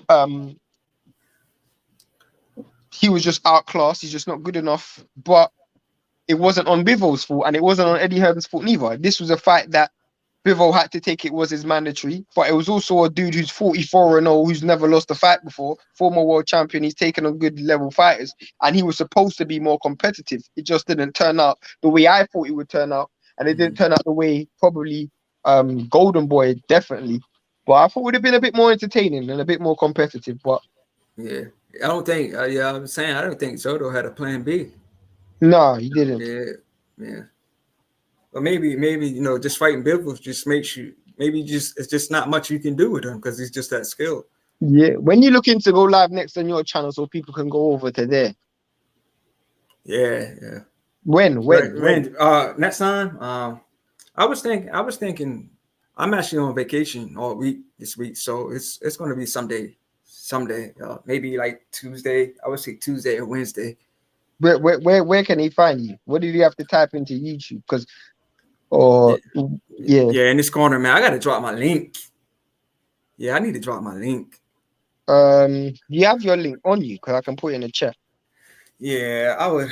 Let me see. Give me a second. Type it in the comments. Yeah, I'm gonna do that. Give me 1 second. So yeah, definitely go to his channel and watch the content that he has there. I ain't been on the channel yet, but the channel was very, very special to me. You know, because appreciate it. Yeah, no, it's very special to me. Show them the logo one more time so they can see where they can find you. Yeah. So I got this on here. I also got no BS spots, and under that, you know, that's my slogan. Let me see that. I got to stand up. No bullshit. I like that. So I got in this corner, no bullshit spots. And yeah, I got a couple of these. You know, like when I went to on a white tee, bro. You need to get that on a white tee. Yeah. But so when you get it on a white tee, that's the one I'm rocking, bro. I like white t-shirts, bro. Yeah. So I actually wore this, like, and I'll tell you, I interviewed the amateur coach, and he had his card last Saturday. So, you know, I wore my shirt out to his card. That's dope, man. Yeah. That's dope. Right. Yeah, for sure.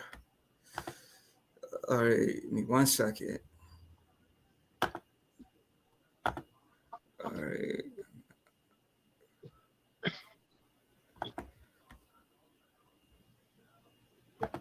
Okay. You still? I'm looking for the link, bro. Yeah, I'm getting ready to drop it now.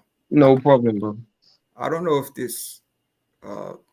Where can they find you on Instagram also? Yeah, I'm on Instagram as the Legend 3347. You know, I'm on Facebook as Todd Finney. But for those who don't know, or for those who's tuning in, Bivol has won by unanimous decision. Clear, comfortable victory. Pretty much won every round. I think Zerdo won maybe a couple rounds where Bivol took a round off or so, but I don't think at any stage in the fight Zerdo looked like winning. He let Bivol get into a groove, and when Bivol got into that groove, you know, there was no coming out. He's just way more skilled, and as Ty Finney said, there was no plan B, man. There was no plan B, and you know, it was down to Zerdo to do something different to make the fight more competitive. Unfortunately, he just didn't have the ability to do it, you know, and this is why I say to people, you know, records mean nothing. You know, I don't even think Bivol's had 25 fights. And I think Bivol's fought, 4 world champions in his career. He's fought Joe Smith Jr., who's a world champion, Sullivan Barrera, Jean Pascal, former world title contender, Sullivan Barrera, former world title contender, Zerdo, obviously a former world champion. And you can just see, like, there was levels between him and Canelo. There was levels between him and Zerdo Ramirez. You know, you need someone to bridge that gap, because the truth is, it wasn't even like Zerdo was the level below Bivol today. He was the level below that. You know, there was about, you know, that was the issue today. You know, because a great fighter will a great fighter, which Zerdo Ramirez is, and the career that he's had in his career. And I got to give him credit, you know. He was a long reigning 175 and 168-pound champion. He's fought some good names, but he hasn't fought anyone close to the caliber of Bivol. Do you find the link, bro? Yeah, I dropped it, but I think I might have dropped it in No, the... no, it's cool. It's cool. I you see it in the private? Okay. Yeah, I got it. 1 second. Okay, cool. I got to put it in the chat somehow. Right. I can't even remember how to do this. 1 second. Bear with me. All right. There we go. Yeah. Post comment.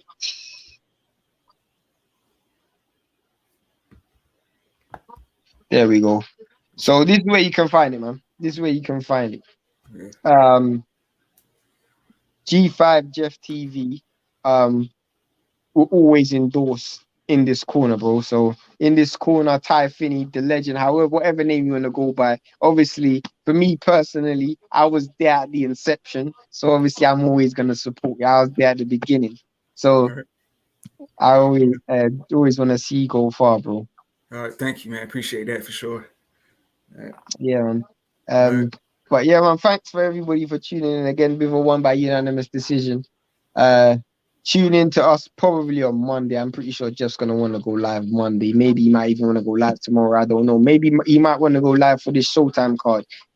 I don't know. But this is entertaining. I think the zone deserve a very, very, very big round of applause for the card that he put on today. During what we've been having is terrible, terrible news, whether it's failed negotiations, drug testing, you know, terrible matchmaking, whether it was Hellenius versus Wilder or Chisora versus Fury or whatever, you know. I feel like there's always light at the end of the tunnel, and this was definitely a light that the zone provided. So credit to them, man. Yeah, for sure. Like I said, they got a nice lineup for the rest of the month. Yeah, man. Yeah, What do you got? Montana Love next week. Yeah. Then they have Chavez. Was it Chavez? No, Estrada versus Chocolatito, and then they got Dylan White versus Franklin. Franklin. Yeah. And then do they have a show in December? Pretty sure I saw that they had the show in December. Yeah, they showed some in December. I forgot the names though. There was a good UK show in December. A heavyweight show. Was it heavyweight? Good December show. I can't remember who it was though. December 17th. That's the show. Joshua Buatsi. Was Joshua Buatsi? No, I don't think it was Joshua Buatsi. There was a good December show. I just can't remember who it was. But yeah, man, they done a good show, man. But thanks to everyone for tuning in. Obviously, hit the like button and the subscribe button on the way out. 2 hours? So not such a great live, but a long live. Sorry, but yeah, man, good fight. Peace, everybody.